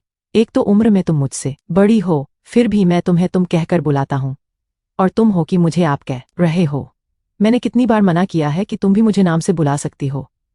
इसके जवाब में प्रभा ने हल्के से मुस्कुराते हुए कहा, ओह एम सॉरी, पर मैं क्या करूं, मेरी आदत हो गई है। मैं आपकी बहुत रिस्पेक्ट करती हूं, आप मेरे लिए बहुत ही रिस्पेक्टेबल है। आपने मेरी कितनी मदद की, आपका एहसान मैं कभी नहीं भूल सकती, और इसके लिए मैं जितना भी थैंक यू बोलूं उतना कम है, इसलिए नाम से नहीं बुलाया जाता मुझसे। ये सुनकर विनोद ने जवाब में कहा, ये क्या बात हुई भला? मैं तुम्हारी कोई हेल्प नहीं की, बल्कि तुमने मेरी हेल्प की। तुमने इस अनाथ आश्रम को संभाल कर मेरी जो हेल्प की है, इसका एहसान तो मैं नहीं भूल सकता। और दूसरी बात ये कि या तुम ये कहना चाहती हो कि मैं तुम्हारी रिस्पेक्ट नहीं करता? तुम या आप कहने से रिस्पेक्ट नहीं शो होता। रिस्पेक्ट है दिल से, बातों से और काम के जरिए शो किया जाता है। हम जिसके रिस्पेक्ट करते हैं उसे बताने की जरूरत नहीं पड़ती। ये सुनकर प्रभा ने मुस्कुराते हुए कहा, ठीक है बाबा, अब से ऐसा नहीं करूंगी। अब से मैं भी नाम लेकर ही बुलाऊंगी। यह सुनकर विनोद हंस दिए। अभी बोलो बात कर ही रहे थे कि तभी अनाथ आश्रम का एक नौकर जाकर प्रभा से बोला, मैडम बाहर कोई पार्सल वाला आया है, वो आपको बुला रहा है, प्लीज आप जल्दी से बाहर आ जाइए। ये कहकर नौकर वहां से चला गया। वही पार्सल वाले का नाम सुनकर प्रभा थोड़ी आश्चर्य में आ गई और हमने खुद से ही कहा, पार्सल पर मैंने तो कोई पार्सल नहीं मंगाया, फिर ये मुझे किसने भेजा है? इस बार विनोद ने कहा, यहाँ खड़े रहने से क्या फायदा, जो जाकर देख लो, हो सकता है किसी चीज का पार्सल और तुम भूल गई हो या दूसरे का हो, जाओ जाकर चेक कर लो। इस पर प्रभा ने हाँ में सर हिलाया और विकी को ही छोड़कर बाहर चली गई। वहीं विनोद की को लेकर बात करते हुए दूसरे साइड चल गया। थोड़ी देर बाद प्रभा से लेकर अंदर आई। वहीं अब तक गार्डन में खेल रहे सारे बच्चे खाना खाने के लिए दूसरी साइड हाल में बैठे हुए थे और मस्त इसे अपना खाना एंजॉय कर रहे थे। वहीं विनोद और विक्रम गार्डन के साइड डालते हुए कुछ बातें कर रहे थे। तभी भी विनोद को प्यास लगी और उन्होंने विक्की को वहीं खेलते छोड़ खुद आश्रम के अंदर की ओर जाने लगे। लेकिन जैसे ही वो दरवाजे पर कदम रखते हैं, वैसे ही एक तेज धमाका होता है और इसी के साथ वह पूरा अनाथ आश्रम आग की लपटों में ढधक उठता है। और इसी के झटके से अंदर जा रहे विनोद को एक झटका लगता है और वह पीछे की ओर जाकर गिरते हैं। देखते ही देखते वहां दर्दनाक चीख पुकार शुरू हो जाती है। आसपास के सभी लोग अपनी अपनी जान बचाने के लिए भाग रहे होते हैं। वही विनोद बुरी तरह से घायल हो जाता है और गार्डन में खेल रहा अभी की जोर से चिल्लाता है, माँ आ, और दौड़ते हुए आश्रम के अंदर जाने लगता है। लेकिन उससे पहले ही बाहर के खड़े गार्ड उसे रोक लेते हैं। वहीं कुछ गार्ड ने तुरंत पुलिस को और फायर ब्रिगेड को फोन कर दिया था, जो 10 मिनट के अंदर वह आ गई थी।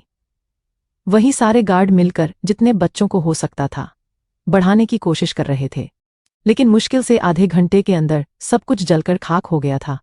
कुछ लोग बचे और कुछ लोग आग चपेट में आ गए। वहीं पुलिस के साथ एम्बुलेंस भी आई थी और लगातार स्ट्रेचर पर लोगों को इलाज के लिए वहां से ले जाया जा रहा था। वही विक्रम अभी भी मतबदहवास नजरों से उन आग के लफ्जों को देख रहा था, जो अब तक काफी हद तक बुझ चुकी थी। तभी एक औरत को स्ट्रेचर पर बाहर लाया गया। फिलहाल वो सफेद कपड़े से ढकी हुई थी, लेकिन जैसे ही बाहर आई, विकी ने अपने आप को छुड़ाते हुए दौड़कर उसके पास चला गया और रोते हुए बोला, माँ, मेरी मम्मा को कहाँ ले जा रहे हैं आप लोग? उन्हें नीचे उतारिए। माँ, कहते हुए विक्रम लगातार उसके पीछे दौड़ रहा था।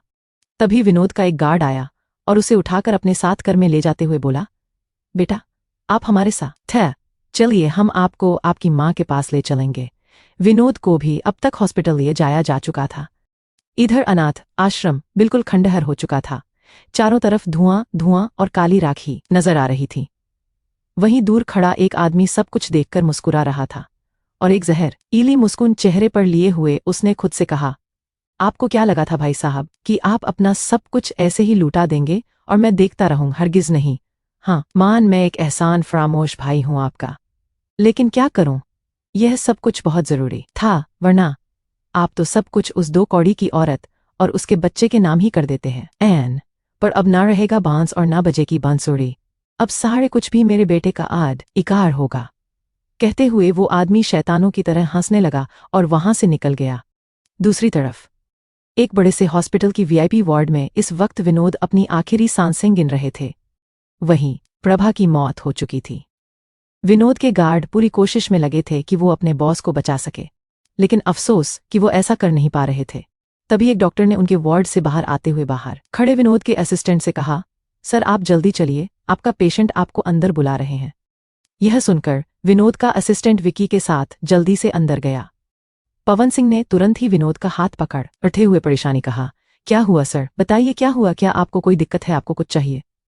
उसकी बात सुनकर विनोद ने बेहद धीमी आवाज में अपनी उखड़ती सांसों के साथ कहा, पवन, मुझे पता है कि अब मैं बच नहीं सकता और मैं ये भी जानता हूं कि ये सब कुछ मेरे अपने भाई प्रमोद ने करवाया है, लेकिन तुम मुझसे वादा करो कि तुम विक्की का ख्याल रखोगे और इसे वो सब कुछ दोगे जो मैं इसे देने वाला था।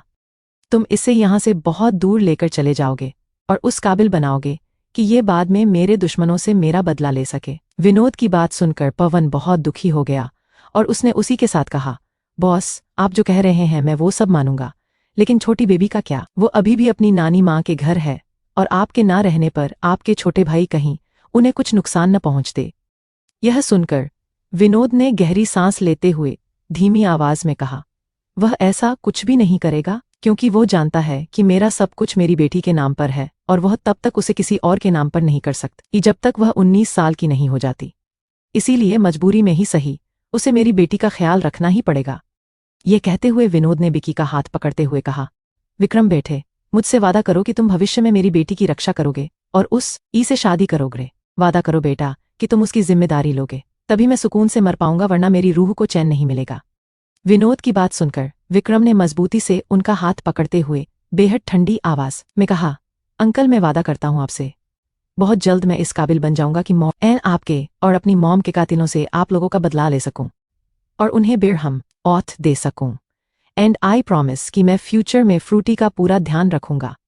विक्रम ने जैसे ही अपनी बात पूरी की वैसे ही विनोद का हाथ झूल गया और उनकी गर्दन एक तरफ झुक गई। वही साइड में रखा हार्ट रेट का मशीन टीईई की आवाज से गूंज उठा। Flashback and present time. वीवीज ब्लैक पर्ल। ये सब कुछ सोचते हुए हैं एक बार फिर काफी समय बाद विक्रम का चेहरा उदास हो गया, क्योंकि उसे अपनी मां की याद आ गई, लेकिन उसने ये जाहिर नहीं होने दिया। तभी उसके कान में रोनित की आवाज आई, एक गलती पे चमड़ी खींच लेगा। तभी उसके कान में रोनित की आवाज आई, बॉस, कहाँ खो गए आप? आपने सुनना जो मैंने कहा? प्लीज आप इस पर एक बार जरूर फोकस करिए, क्योंकि आपको ही लेडी बॉस की जिम्मेदारी लेनी है और अब तो आपकी वाइफ भी हो चुकी है कि कंडीशन को समझिए, इस तरह से ट्रीट करिए। उन्हें वैसे भी बहुत प्रॉब्लम हो चुकी है, अब आप भी उनको तकलीफ देंगे तो फिर उनका क्या होगा? इससे तो वह और ज्यादा बीमार हो जाएंगे। विक्रम बड़े ही ध्यान से रोनित की बात सुन रहा था। एट द लास्ट उसने गहरी सांस लेते हुए रोनित के कंधे को थपथपाते हुए थैंक यू सो मच, तुम्हारी बातों ने वाकई मुझे बहुत हिम्मत है। चलो अब तुम इन सब मैस को क्लियर करवाओ और उसके बाद मेरा कमरा भी सही करवा देना, मैं चला अपनी बीवी के पास। कहते हुए विक्रम कमरे से निकल गया।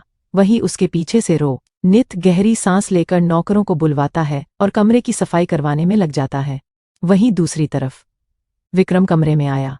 कमरे में आते ही उसे पता था कि उसकी बीवी जरूर फिर वही कॉर्नर में ही मिलेगी, इसलिए वो सीधे वही पहुंच गया, बेड के कोने में, जहां वाकई उसकी बीवी अभी भी बैठी खुद में ही बड़बड़ा रही थी। विक्रम उसके पास गया और बिना कुछ कहे उसे अपनी गोद में उठा लिया। ये देखकर वो लड़की एक बार फिर चिल्ला पड़ी, लेकिन अगले ही पल विक्रम को देखकर उसने मुंह बना लिया और बोली, अब आप क्यों आए हैं? अभी तक तो आप चले गए थे ना, फिर क्यों आए? चले जाइए यहां से, मुझे आपसे कोई बात नहीं करनी और मुझे नीचे उतारिए, मुझे अपने घर जाना है, छोड़िए मुझे। कहते हुए वो विक्रम की बाहों में कसमसान लगी, लेकिन विक्रम ने उसकी एक न सुनी। उसने सबसे पहले उसे बिस्तर पर बैठाया और खुद उसके सामने बैठते हुए हल्का टकर बोला, पहली बात तो मुंह बंद करो, अब मुझे तुम्हारे मुंह से एक भी आवाज नहीं सुनाई देनी चाहिए, समझी? विक्रम की बात सुनकर लड़की चुप हो गई, बस वो मुंह फुलाकर विक्रम को देखने लगी। फिर विक्रम ने गहरी सांस लेते हुए उससे पूछा, अच्छा तो सबसे पहले तो मुझे ये बताओ कि तुम्हारा नाम क्या है? आरवी आहूजा, लड़की ने फूली हुई आवाज में कहा। अब ये बताओ कि क्या तुम मुझे जानती हो? विक्रम ने दोबारा सवाल किया। उसके सवाल पर आरवी ने पाउट बनाकर सोचते हुए कहा, आज पहले तो मैंने आपको कभी नहीं देखा, बट अंकल ने कल मुझसे कहा था कि वो मेरी शादी करवाएंगे। फिर अगले ही पल उसने अचानक से आंखें बड़ी करके कहा, तो क्या आप मेरे दूल्हे हो? आरवी की बात सुनकर विक्रम ने हाँ में गर्दन हिलाते हुए कहा, सही पहचाना तुमने, मैं कल तुम्हारा दूल्हा था और आज तुम्हारा पति। विक्रम की ये बात सुनकर आरवी के चेहरे पर अचानक फिर से डर के भाव आ गए। वो धीरे धीरे बेड के पीछे खिसकने लगी और के साथ अपनी कांपती हुई आवाज में बोली, नहीं प्लीज, आप मेरे साथ कुछ मत करिएगा, मैं आपकी सारी बात मानूंगी, पर आप प्लीज मुझे छोड़ दीजिए, मुझे जाने दीजिए। कहते हुए आरवी बेड से नीचे उतरने लगी, लेकिन विक्रम ने तुरंत आगे बढ़ाकर उसे पकड़ते हुए कहा, हे स्टॉप इट, क्या कर रही हो तुम? कहाँ जा रही हो और ये क्या बड़बड़ा रही हो? मैं भला क्या ही करूंगा मैं तुम्हारा? ये सुनकर आरवी ने आंसू भरी आंखों से विक्रम को देखते हुए कहा, आप मुझे अंकल की तरह टॉर्चर करेंगे? उन्होंने कहा था कि वो मेरी शादी जिससे करेंगे वो वो मुझे सारे काम करवाइए, और अगर मुझसे गलती हुई तो मेरी चमड़ी खींच लेगा। फिर मेरी सारी गर्मी निकल जाएगी। कहते हुए उसकी आंखों से झड़-झड़ आंसू बहने लगे। वहीं नाक से भी पानी बहने लगा, जिसे उसने बेरहमी से पोंछ डाला। वहीं विक्रम ने जैसे ही उसकी बात सुनी, अचानक से उसका चेहरा डार्क हो गया और उसने एक झटके में आगे बढ़कर आरवी को हग लिया। वहीं आरवी ने कुछ भी नहीं कहा, वो अभी भी रो रही थी।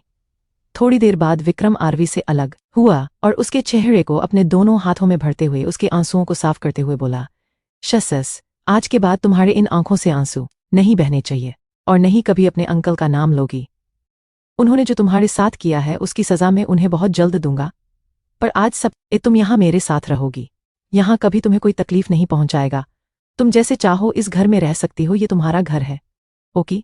विक्रम की बात सुनकर आरवी उसे आंखें बड़ी करके देखने लगी, जैसे उसे विक्रम की बात पर यकीन ना हो रहा हो। तभी विक्रम ने उसे अपनी गोद में उठाते हुए बोला, ऐसे ना मत देखो बीवी, सच कह रहा हूं। अब चलो पहले शॉवर लो, कितनी गंदी हो गई हो तुम। पहले हम अच्छे से फ्रेश होएंगे, तब आगे कुछ करेंगे। कहते हुए विक्रम उसे लेकर वॉशरूम की ओर बढ़ा गया। तभी उसकी बात सुनकर आरवी ने बच्चों की तरह हंसते हुए कहा, क्या मैं छोटा बेबी हूं जो आप मुझे शॉवर दिलाओगे? ये सुनकर विक्रम ने उसकी ओर देखा, फिर हल्के से मुस्कुराते हुए बोला, छोटी तो तुम हो। ये कहते हुए वो उसे लेकर सीधे बाथटब में लाकर बैठा देता है, जिसमें ही आरवी एक बार फिर घबरा जाती है और कस के विक्रम को पकड़ लेती है। विक्रम उसे छुड़ाने की कोशिश करता है, पर आरवी उसकी गर्दन बिल्कुल नहीं छोड़ती। आहते हुए भी विक्रम को बाथटब उसके साथ बैठना पड़ा। वहीं जैसे ही विक्रम अंदर बैठा, आरवी तुरंत ही उसकी गोद में चढ़ गई और कस के उसे गले को पकड़ ली और धीरे से उसमें चेहरा उपाते हुए बोली, मुझे गहरे पानी से डर लगता है, मुझे प्लेयर से आप बाहर निकाल दीजिए। हालांकि वो बात तब वाकई थोड़ा सा गहरा था, लेकिन इतना भी नहीं कि कोई उससे डर सके जितना आरवी डर रही थी। वही विक्रम नहीं, जैसे ही उसकी बात सुनी उसने आरवी को ठीक से अपनी गोद में बैठे हुए उसे शांत कराकर कहा, रिलैक्स, कुछ नहीं होगा, मैं हूं ना यहाँ पर, तुम्हें डरने की जरूरत नहीं है, अब चुप रहो। यह कहते हुए वो अरु को खुद से दूर करने लगा, लेकिन वो टस से मस नहीं हुई। अंत में विक्रम ने उसे इसी तरह फ्रेश करवाया। हालांकि उसे थोड़ा अजीब भी लग रहा था, लेकिन आरवी को कोई फर्क नहीं पड़ रहा था। वो तो जितना हो सकता था उतना विक्रम के करीब ही होती जा रही थी। वही विक बड़ी मुश्किल से अपने आप को कंट्रोल कर रहा था। इसी तरह काफी मशक्कत के बाद उसने आरवी को क्लीन कर दिया। फिर पास रखी बाथरोब में उसे लपेटते हुए सीधा रूम में ले आया और बिस्तर पर बैठा दिया और खुद वॉशरूम चला गया। थोड़ी देर बाद वो शावर लेकर बाथरूम से वापस रूम में आया और क्लोजेट में जाकर पहले अपने कपड़े चेंज किया। फिर वहां से आरवी के मंगाई हुए कपड़े लेकर आया और उसे देते हुए बोला, इसे चेंज कर लो, तब तक मैं ब्रेकफास्ट लेकर आता हूं।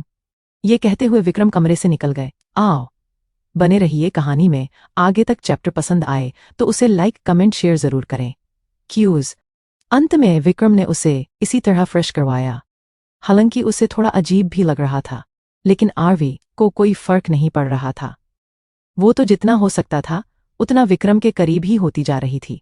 वहीं विक बड़ी मुश्किल से अपने आप को कंट्रोल कर रहा था। इसी तरह काफी मशक्कत के बाद उसने आरवी को क्लीन कर दिया।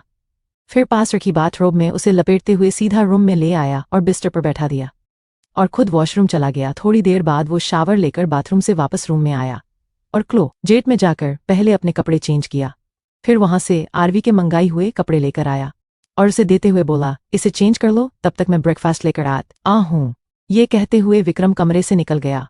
करीब 10 मिनट बाद विक्रम हाथ में ब्रेकफास्ट की ट्रे लिए कमरे में आया, लेकिन कमरे में आते ही उसकी आंखें बड़ी हो गई और वह सकपका गया। लेकिन अगले ही पल उसने तुरंत उसे ट्रे को पास के टेबल पर रखा और जल्दी से कमरे का दरवाजा बंद किया और आरवी की ओर देखते हुए जल्दी से बोला, ये क्या कर रही हो तुम? मैंने कहा था ना कि ड्रेस पहन लेना, पर ये इसे क्या अटका के बैठी हो? क्या तुम्हें खुद से कपड़े पहना भी नहीं आता? दरअसल आरवी ने एक ट्यूनिक जैसे फ्रॉक को बथरोब के ऊपर से ही पहनने की कोशिश की थी, जिसमें वह अटक चुकी थी।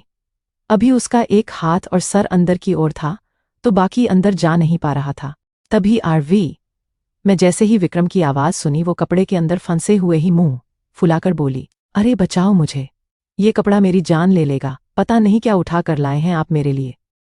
उसकी बात सुनकर विक्रम ने गहरी सांस लेते हुए उसके पास जाकर उसकी हेल्प करते हुए बोला, क्या तुम्हें पता नहीं कि इसे कैसे पहनते हैं? क्या आज से पहले तुमने ऐसी ड्रेस कभी नहीं पहने? कहते हुए पहले उसने उसे ड्रेस को निकाल दिया।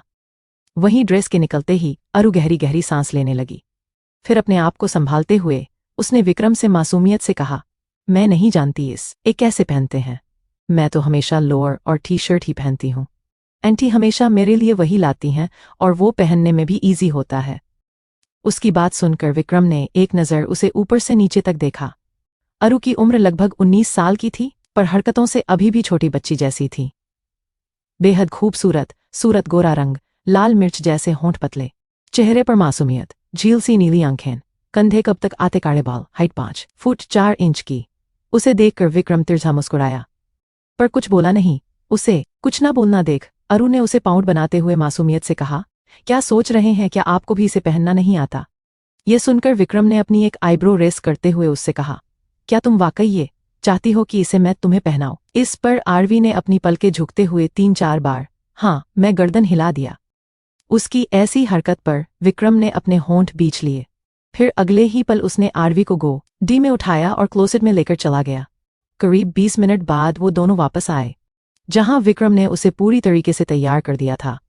आरवी ने पीच कलर की ट्यूनिक फ्रॉक पहन रखी थी और बालों को खुला छोड़ रखा था और उनमें बेबी हेयर क्लिप लगा हुआ था। विक्रम ने उसके लिए हर एक चीज मंगा कर रखी थी। कुछ देर में वह दोनों बाहर आए। विक्रम ने उसका हाथ पकड़ रखा था। फिर वो उसे लिया कर सोफे पर बैठता है और खुद भी उसके साथ बैठते हुए ब्रेकफास्ट की ट्रे उसके आगे कर देता है। ट्रे में इस वक्त सैंडविच, जूस और एक कप कॉफी रखी थी। कभी विक्रम जैसे ही अपना हाथ आगे बढ़कर कॉफी उठाने को हुआ, उससे पहले ही आरवी ने झपट्टा मारकर अपने दोनों हाथों में सैंडविच उठा लिया और तुरंत उसे मुंह में भर लिया। उसकी ये तेजी देखकर विक्रम एक पल के लिए हैरान हो गया, पर अगले ही पल उसे हंसी आ गई, क्योंकि आरवी इस बार एक पूरे सैंडविच को अपने मुंह में भर चुकी थी, जिससे कि उसका गाल फूला फूला सा लग रहा था, जिसमें वो बहुत ही क्यूट नजर आ रही थी। उसे ऐसा करता देख विक्रम ने मुस्कुराते हुए अपनी कॉफी का सिप लेते हुए बोला, हे फ्रूटी, आराम से खाओ, ये तुम्हारे लिए ही है, इसलिए तुम्हें ज्यादा जल्दबाजी करने की जरूरत नहीं है। और अगर तुम्हें इसके अलावा भी कुछ खाना है तो तुम मुझे बता सकती हो, तुम्हारे लिए मंगवा दूंगा। आरवी ने जैसे ही उसके पास सुनिए, उसके चेहरे पर बड़ी सी स्माइल आ गई और उसने मुंह में सैंडविच भरे हुए ही कहा, गया आप सच कह रहे हैं, आप मेरे लिए कुछ भी मंगवा देंगे, आइसक्रीम भी? वही विक्रम अपनी फोन में कुछ स्क्रॉल करते हुए नॉर्मली बोला, हाँ क्यों नहीं, जो सा फ्लेवर कहोगी वो मंगवा दूंगा। बताइए तुमको कौन सी फ्लेवर की आइसक्रीम पसंद है? उसकी बात सुनकर अरबी ने सैंडविच खाते हुए मासूमियत से जवाब दिया, पता नहीं, मुझे तो आइसक्रीम खा काफी टाइम हो गया, मुझे तो अच्छे से याद भी नहीं कि मैं आइसक्रीम लास्ट टाइम कब खाई थी। हालांकि अभी उसका पूरा ध्यान सैंडविच खाने पर था। लेकिन विक्रम ने जैसे ही उसकी बात तो नहीं, उसने हैरान नजरों से उसकी ओर देखा और आगे बोला, और ऐसी कौन कौन सी चीज है जो तुम्हें खाए हुए काफी वक्त बीत गया? इस पर आरवी ने अपनी एक उंगली अपने दिमाग के पास टैप करते हुए पाउट करके सोचने लगी। फिर अगले ही पल उसने जवाब देते हुए कहा, पता नहीं, मैं तो बस हमेशा सब्जी, रोटी या दाल चावल ही खाती थी। हाँ, पर कभी कभी मनु मेरे लिए नूडल्स ले आया करती थी, बट अंकल से छिपा के, वरना को बहुत गुस्सा करते थे, मेरे ऊपर भी और उसके ऊपर भी। आरवी के मुंह से एक बार फिर प्रमोद की बात सुनकर विक्रम का खून खौल उठा, क्योंकि जितना आरवी प्रमोद के बारे में बुरा बताती, विक्रम का तुरंत ही मन करता कि वो जाए और प्रमोद को जान से मार दे। लेकिन जैसे तैसे उसने खुद को कंट्रोल किया। फिर गहरी सांस लेते हुए अरबी से बोला, फॉरगेट दैट, मैंने कहा था ना, उनकी बात अब मत करना। एनीवेज, तुम थोड़ा वेट करो, मैं तुम्हारे लिए एक अच्छी सी आइसक्रीम मांगता हूँ। विक्रम की बात सुनकर वह खुश हो गई और विक्रम में थोड़ी देर में आइसक्रीम मंगवा दिया। इसी तरह आरवी ने बहुत ही खुश होकर आइसक्रीम को एंजॉय किया। थोड़ी देर बाद नौकर उन्हें आकर टेबल क्लीन किया और सारा चीज वहां से लेकर चले गए। वही विक्रम अभी भी अपने फोन में लगा हुआ था और आरवी चुपचाप सोफे पर बैठी उसी को देख रही थी। तभी कुछ सोचते हुए वो अचानक से विक्रम से उसका फोन लेकर साइड रखते हुए उसकी गोद में चढ़ जाती हैं, जैसे वही कोई सोफा हो। उसकी इस हरकत पर विक्रम की आंखें छोटी हो गई है, लेकिन आरवी तो अपने में ही थी, उसे कोई फर्क नहीं पड़ा। फिर जैसे उसने खुद को इस गोद में एडजस्ट करते हुए पाउट बनाकर उससे पूछा, पहले आप मुझे ये कि अभी आपने मुझे थोड़ी देर पहले फ्रूटी करके बोला या था, और बीवी भी कहा था और मैंने आपको अपना नाम भी बताया था, लेकिन आपने तो मुझे अपना नाम नहीं बताया, तो फिर मैं आपको क्या कहकर बुलाऊं? उसकी इस सवाल पर अचानक से विक्रम बेचारे पर एक तिरछी स्माइल आ गई और उसने आरवी को ठीक से अपनी गोद में बिठाते हुए उसकी कमर को बोल्ड करके उसकी आंखों में देखते हुए गहरी आवाज में बोला, क्या तुम्हें वाकई मेरा नाम नहीं पता? इस पर आरवी ने नाम में गर्दन हिला दिया। ओके, तो जो मैं कहूंगा, क्या तुम मुझे उसी नाम से बुलाओगी? विक्रम ने फिर से उसकी आंखों में देखते हुए कहा। उसकी बात पर आरवी ने हाँ में गार्डन हिलाते हुए कहा, हाँ तो आखिर आपको बुलाने के लिए कोई तो नाम होना चाहिए। अब जल्दी से आप मुझे अपना नाम बता दीजिए जिससे कि मैं आपको बुला सकूं। ये सुनकर विक्रम के चेहरे पर गहरी स्माइल आ गई और उसने अपना चेहरा आरवी के बेहद करीब करते हुए गहरी आवाज में बोला, ओके बीवी, then call me your gangster, cause I am your gangster hubby. मुझे तुमसे नफरत है गैंगस्टर। क्या तुम्हें वाकई मेरा नाम नहीं पता? इस पर आरवी ने नाम में गर्दन हिला दिया। ओके, तो जो मैं कहूंगा, क्या तुम मुझे उसी नाम से बुलाओगी? विक्रम ने फिर से उसकी आंखों में देखते हुए कहा। उसकी बात पर आरवी ने हाँ में गर्दन हिलाते हुए मासूमियत से कहा, हाँ तो आखिर आपको बुलाने के लिए कोई तो नाम होना चाहिए। अब जल्दी से आप मुझे अपना नाम बता दीजिए जिससे कि मैं आपको बुला सकूं। ये सुनकर विक्रम के चेहरे पर गहरी स्माइल आ गई और उसने अपना चेहरा आरवी के बेहद करीब करते हुए गहरी आवाज में बोला, ओके बीवी, थेन कॉल मैं योर गैंगस्टर, क्योंकि तुम्हारा पति एक गैंगस्टर है। उसकी ये बात सुनकर अचानक से आरवी जोर जोर से हंसने लगी और हंसते हुए उसने कहा, गैंगस्टर, ये भला कैसा नाम है? क्या आपके डैडी को कोई और नाम नहीं मिला? कहते हुए आरवी खिलखिलाकर हंस पड़ी। लेकिन उसकी बात सुनकर विक्रम के चेहरे के भाव बदल गए। अचानक से उसका चेहरा गुस्से से भर आया और उसने आरवी को लगभग सोफे पर पटकते हुए उसके कंधे को मसलकर अपनी डरावनी आवाज में कहा, आज के बाद कभी अपन मुंह से मेरे लिए डैड का जिक्र मत करना, वरना तुम्हारे लिए अच्छा नहीं होगा। और मेरे सामने अपना ये चोंच जितना कम खोलोगी उतना बेहतर होगा। इतना कहते हुए विक्रम झटके से उसे छोड़कर वहां से निकल गया और जाते समय उसने मुड़कर ये तक देखना जरूरी नहीं समझा कि उसकी ऐसी हरकत से आरवी की आंखों में आंसू भर आए थे। और विक्रम के जाते ही वो धीरे से सोफे पर उठी और अपने कंधे को सहलाते हुए रुआसी आवाज में बोली, मैंने क्या गलत कहा? मेरा नाम भी तो मेरे डैडी ने रखा था। सबका नाम उनके डैडी रखते होंगे, पर इन्हें इस बात पर भड़कने की क्या जरूरत थी? अगर इन्हें अपना नाम पसंद नहीं आया तो ये अपने डैडी को बोलते, मुझ पर गुस्सा क्यों किया? अब मैं आपसे बिल्कुल भी बात नहीं करूंगी। You are very bad gangster, I hate you. अब आरू आपसे बात नहीं करेगी। कहते हुए उसने मुंह फुला लिया, फिर अपने कंधे को सहलाने लगी। विक्रम की पकड़ इतनी मजबूत थी कि आरवी के कंधे पर उसकी उंगलियों के निशान छप गए थे। वहीं दूसरी तरफ विक्रम जैसे ही कमरे से बाहर निकाल की तभी रोनित उसके पास आते हुए सब सीरियस वॉइस में बोला, बॉस अपने आहूजा मेंशन पर नजर रखने को कहा था और उससे हमें पता चला कि आज सुबह सुबह ही एक लॉयर आहूजा मेंशन में आया था और हमारे खास आदमियों से कुछ खास बात पता चली है। ये कहते हुए रोनित ने विक्रम को और भी कुछ जरूरी बात बताई। वहीं रोनित की बात सुनकर विक्रम के चेहरे पर एक डेविल एक्सप्रेशन आ गया और उसने रोनित से भारी आवाज में कहा, नाइस वर्क। अब लगता है मुझे फिर एक बार ससुराल जाना पड़ेगा। एक काम करो, यहाँ की सिक्योरिटी बढ़ा दो, क्योंकि हम अभी उत्तराखंड के लिए निकलने वाले हैं। विक्रम की बात सुनकर रोनित हैरान हो गया, लेकिन अगले ही पर उसने विक्रम को समझाते हुए कहा, बॉस, आपको इस तरह लेडी बॉस को अकेला डरकर नहीं जाना चाहिए। वैसे भी 2 दिन बाद उनका बर्थडे है और आपको पता है ना कि उसी दिन आपको एक और जिम्मेदारी पूरी करनी है। रोनित की बात सुनकर विक्रम को भी अचानक से कुछ याद आया। फिर उसने रोनित के कंधे को थपथपाते हुए कहा, थैंक्स, तुम हमेशा मुझे सही सलाह देते हो। तुम्हारे होते हुए मेरा कोई भी काम गलत नहीं हो सकता। ये सुनकर रोनित मुस्कुराया। तभी विक्रम फिर बोला, वैसे वो डॉक्टर उसकी रिपोर्ट लेकर कब आने वाली है? उसे करो जल्द से जल्द रिपोर्ट लेकर पैलेस में आ जाए, क्यों कि अगर एक बार हम यहाँ से वहां गए तो हमें वापस आने में टाइम लगेगा और अभी तो डील में भी टाइम है। तो मैं सोच रहा हूँ ससुराल वालों का निपटारा करके ही आऊं। इस पर रोनित ने जवाब में कहा, ठीक है, बस आप इंतजार करिए, मैं डॉक्टर को फोन कॉल करके बुला लेता हूँ। इस पर विक्रम ने हाँ में सर हिलाया और स्टडी रूम की तरफ बढ़ गया। अब तक शाम हो चुकी थी। शाम का वक्त स्टडी रूम में इस वक्त विक्रम अपनी चेयर पर बैठा था। वहीं उसके पीछे रोनित खड़ा था और ठीक उनका सामने एक जानी मानी फीमेल डॉक्टर बैठी थी, जिनके हाथों में इस वक्त आरवी की रिपोर्ट थी, जिसे टेबल पर रखते हुए वो डॉक्टर सीरियस वॉइस में बोली, मिस्टर विक्रम, आपकी वाइफ की मेंटल कंडीशन इस वक्त काफी बुरी है।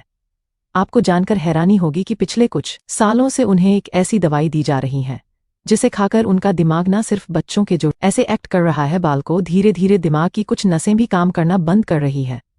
और अगर जल्द से जल्द उनका ट्रीटमेंट नहीं हुआ तो बहुत जल्द उनकी जान को भी खतरा हो सकता है। विक्रम ने जैसे ही डॉक्टर की ये अविश्वसनीय बात सुनी, उसका चेहरा गुस्से से भर आया। उसके माथे पर नसें उभर और उसने कसकर अपनी मुट्ठियां भींच ली।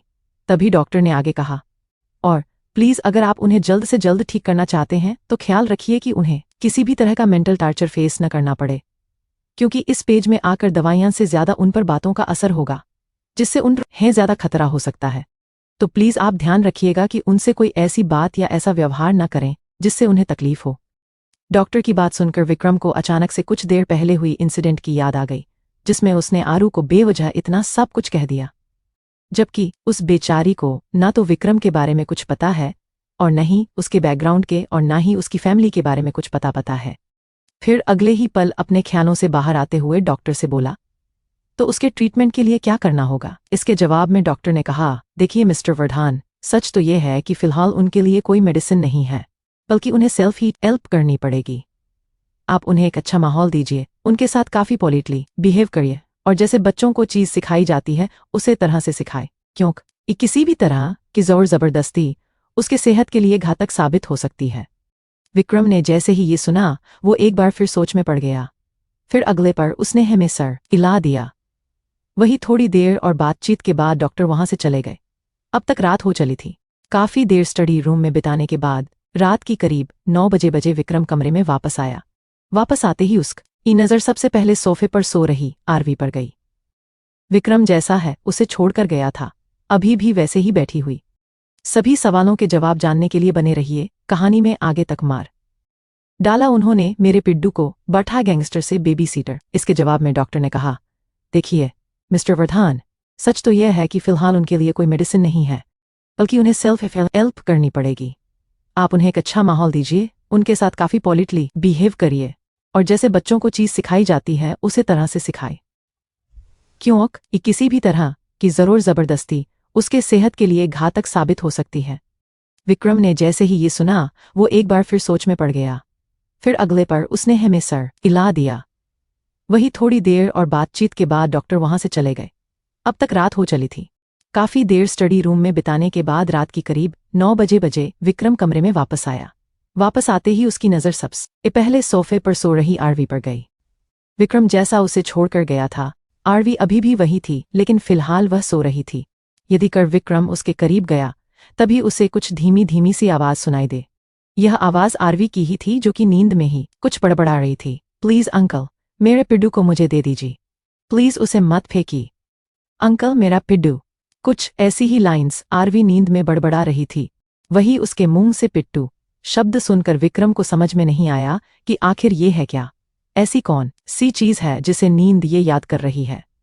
कौन है ये पिड्डू जिसे इसके अंकल ने इससे दूर कर दिया? यही सब सोचते ही विक्रम का मुंह अजीब सा बन गया और उसने खुद से कहा, ओ गॉड, क्या हालत हो गई है मेरी। सोचा था शादी होगी, बीवी मिलेगी, कुछ अपनी जिंदगी में भी प्यार व्यार जैसा मसला होगा, मैं भी बीवी के नखरे उठाऊंगा, और वो मुझे। कहते कहते विक्रम रुक गया और आरवी को देखने लगा। फिर बोला, उफ, ये सपने सपने ही रह जाएंगे, क्योंकि फिलहाल तो मैं गैंगस्टर से बेबी सीटर बन गया हूं। चल विक्रम बेटा, एक नई मुसीबत के लिए तैयार हो जा। कहते हुए उसने आरवी के कंधे को थपथाते हुए कहा, फ्रूटी उठो, ये सोने की जगह नहीं है। विक्रम ने हल्के से ही थपथपाया था, लेकिन आरवी तुरंत चौंक कर उठ गई और हमेशा की तरह चिल्लाते हुए बोली, प्लीज प्लीज मेरे पिड्डू को मुझसे अलग मत करो, मुझे उसे वापस करो। कहते हुए वो आसपास देखने लगी। तभी उसकी नजर विक्रम पर पड़ी, जो अजीब नजरों से उसे ही देख रहा था। उसे देखकर आरवी को याद आया कि वो सपना देख रही थी, लेकिन फिर भी उसका मुंह बना हुआ था और उसने पाउट करके अपना चेहरा मासूमियत से लटका लिया, जिससे वो इस वक्त और भी ज्यादा प्यारी नजर आ रही थी। तभी विक्रम गहरी सांस भरते हुए घुटनों के बल आरवी के सामने बैठ गया और उसके चेहरे को हल्का सा ऊपर करते हुए शांत स्वर में बोला, क्या बात फ्रूटी, क्या तुमने कोई बैड ड्रीम देखा? विक्रम की बात सुनकर आरवी की आंखें भर आई और उसने इस मासूमियत से कहा, ये कोई बैड ड्रीम नहीं था, बस मुझे अपने पिड्डू की याद आ रही थी। मेरा पिड्डू मेरे सपने में आया था जिसे बहुत पहले ही मेरे अंकल ने मुझसे दूर कर दिया था। अब ये पिड्डू कौन है? विक्रम ने अपनी एक आईब्रो रेस करके उससे पूछा। इसके जवाब में आरवी ने उदासी से कहा, ये मेरे सॉफ्ट टॉय बियर का नाम था, जिसे मेरे अंकल ने मुझसे छीन कर डिस्ट्रॉय कर दिया। मेरा पिड्डू रो रहा था क्योंकि उसे पेन हो रहा था, पर अंकल ने उसे मार डाला उन्होंने मेरे पिड्डू को। कहते हुए आरवी सुबक सुबक कर रोने लगी। वही उसके पिड्डू की मरण दास्तां सुनकर विक्रम को भी बहुत बुरा लगा। फिर उसने आरवी के आंसुओं को साफ करते हुए कहा, इट्स ओके फ्रूटी, जो चला गया उसे जाने दो, भूल जाओ उसे। चलो अब हम डिनर करते हैं, बिना खाए ऐसे नहीं सोते, और तुम्हें भी तो भूख लगी होगी, है ना? विक्रम की बात सुनकर आरवी ने अपनी नाक को साफ करते हुए मासूमियत से कहा, अच्छा, पर मुझसे तो ये किसी ने नहीं कहा। मैं तो इतनी बार बिना खाए सो गई थी। मुझे तो अक्सर अंकल पनिशमेंट देते थे, तब वो मेरा खाना बंद कर देते थे और मैं ऐसे ही सो जाती थी। आरवी की बात सुनकर एक बार फिर विक्रम को बहुत ज्यादा गुस्सा आया और उसने मन में दांत पीसते हुए कहा, बस एक बार मुझे वहां पहुंच, फिर मैं आप लोगों की अच्छी खातिरदारी करूंगा, इतनी अच्छी कि आपने सोची भी नहीं होगी, मेरे प्रिय ससुर जी। फिर अपने आप को नॉर्मल करते हुए उसने पॉइंट्स टेबल पर रख डिवाइस का एक बटन प्रेस किया तो थोड़ी देर में नौकर खाना रहकर चला गया। वही आरवी इस वक्त वॉशरूम में थी।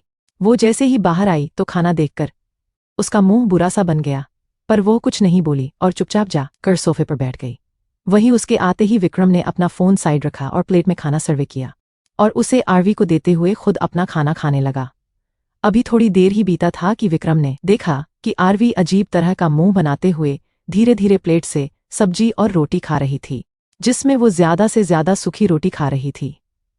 उसे ऐसा करता देख विक्रम ने उससे पूछा, फ्रूटी, तुम ऐसे खाना क्यों खा रही हो? रोटी को अच्छे से सब्जी में लगाकर खाओ, देखो ऐसे।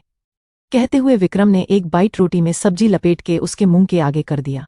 तभी आरवी ने तुरंत उसका हाथ झड़कते हुए कहा, ईयू मिस्टर गैंगस्टर, ये बैंगन की सब्जी आरू को बिल्कुल नहीं पसंद। आरू इसे बिल्कुल नहीं खाती, आप रहने दो, मैं बिना सब्जी के खा लूंगी। कहते हुए वो वापस से रोटी खाने लगी, लेकिन तुरंत ही विक्रम ने उसका हाथ पकड़ते हुए जल्दी से कहा, तो तुमने पहले क्यों नहीं बताया? बूढ़ू लड़की, अगर तुम्हें ये सब्जी पसंद नहीं तो तुम मुझसे बोल देती, तुम्हें इस तरह से सिर्फ रोटी खाने की जरूरत नहीं है। वेट, मैं तुम्हारे लिए कुछ और मंगता हूं। विक्रम की बात पर आरवी ने तुरंत उसका हाथ पकड़ते हुए मना करके कहा, नहीं गैंगस्टर, इसकी कोई जरूरत नहीं है, मैं खा लूंगी। इस पर विक्रम ने उसे हल्के से डांटते हुए कहा, शट अप फ्रू, जो मैं कह रहा हूं चुपचाप सुनो। 5 मिनट वेट करो, अभी तुम्हारे लिए मैं कुछ और मंगाता हूं। कहते हुए उसने अपने फोन से कुछ मैसेज टाइप कर दिया और लगभग 5 मिनट के बाद रोनित हाथ में एक बॉक्स लिए विक्रम के रूम के दरवाजे पर खड़ा था। विक्रम ने ए बॉक्स लिया और दरवाजा बंद कर लिया और सीधे सोफे पर आकर बैठते हुए उस बॉक्स को आरवी के आगे कर दिया। वही आरवी बॉक्स देखकर बच्चों की तरह खुश हो गई और उसने जल्दी से उसे खोला। उसमें व्हाइट सॉस पास्ता था, जिसे देखकर उसके चेहरे पर और भी ज्यादा गहरी मुस्कुराहट आ गई और इसी के साथ उसने जल्दी जल्दी पास्ता खाना शुरू कर दिया। वही विक्रम उसे इस तरह से करता देख मुस्कुरा उठा। थोड़ी देर बाद दोनों ने डिनर कंप्लीट किया और विक्रम वॉशरूम चला गया। वही नौकर आकर वहां की क्लीनिंग करके चले गए। थोड़ी देर बाद विक्रम शावर लेकर वापस आया तो उसने देखा कि आरवी सोफे पर बैठे बैठे सो रही थी। उसे देख विक्रम ने सर झटक दिया और पहले बिस्तर ठीक किया, लाइट्स बंद की, फिर आरवी को गोद में उठाकर बिस्तर पर लिटा दिया और उसे कवर कर दिया। ये करने के बाद विक्रम जैसे ही वहां से जाने की हुआ कि तभी आरवी ने अचानक से उसका हाथ पकड़ लिया। ऐसा होते हैं विक्रम एक पल के लिए चौंक गया, लेकिन उसने पीछे मुड़कर देखा तो आरवी सो रही थी, लेकिन फिर भी उसने मजबूती से विक्रम का हाथ पकड़ रखा था। ये देख विक्रम एक पल रुका, फिर वो भी उसी के बगल में लेट गया। हालांकि अभी वो कमरे से बाहर स्टडी रूम में जा रहा था, पर नहीं गया और आरवी के बगल लेट गया। विक्रम जैसे ही लेटा बेड पर सो रही आरवी सीधा उसके ऊपर चढ़ गई और किसी ऑक्टोपस की तरह अपने हाथों को उसके गर्दन में लपेट लिया और पैरों को कमर पर। हालांकि वो तो सो रही थी, लेकिन उसकी इस हरकत से विक्रम की नींद उड़ गई। वो तो लगभग सदमे में ही चला गया, लेकिन तभी उसने हिम्मत करके उसे खुद से दूर करने की कोशिश की। लेकिन आरवी तो फिलहाल ऑक्टोपस के साथ साथ जोक भी बन चुकी थी। वो टस से मस न हुई। वही थोड़ी सी मशक्कत के बाद विक्रम ने भी जाने दिया। इनफैक्ट उसने आरवी को अच्छे से कत्ल कर लिया। और थोड़ी ही देर में उसे भी गहरी नींद आ गई। अगली सुबह, उत्तराखंड। सुबह 7 क्रोएशियाई होने बजे विक्रम का प्राइवेट जेट एक बड़े से गार्डन में उतरा। उस बड़ी सी जगह के बीचों बीच एक फार्म हाउस था, जो देखने में काफी सुंदर था। आसपास की जगह भी काफी खूबसूरत थी और वहां भी टाइट सिक्योरिटी थी। हर तरफ ट्रेन एड गार्ड्स लगे हुए थे। वही विक्रम सोती हुई आरवी को गोद में लेकर जेट से निकला और फार्म हाउस के अंदर बढ़ गया। अंदर अगर उसने आरवी को एक कमरे में सुलाया और खुद बाहर हाल में आया और वहां के लगे सोफे पर कप इसी राजा की तरह बैठ गया। वहीं उसके सामने इस वक्त रौनित के साथ उसका एक खास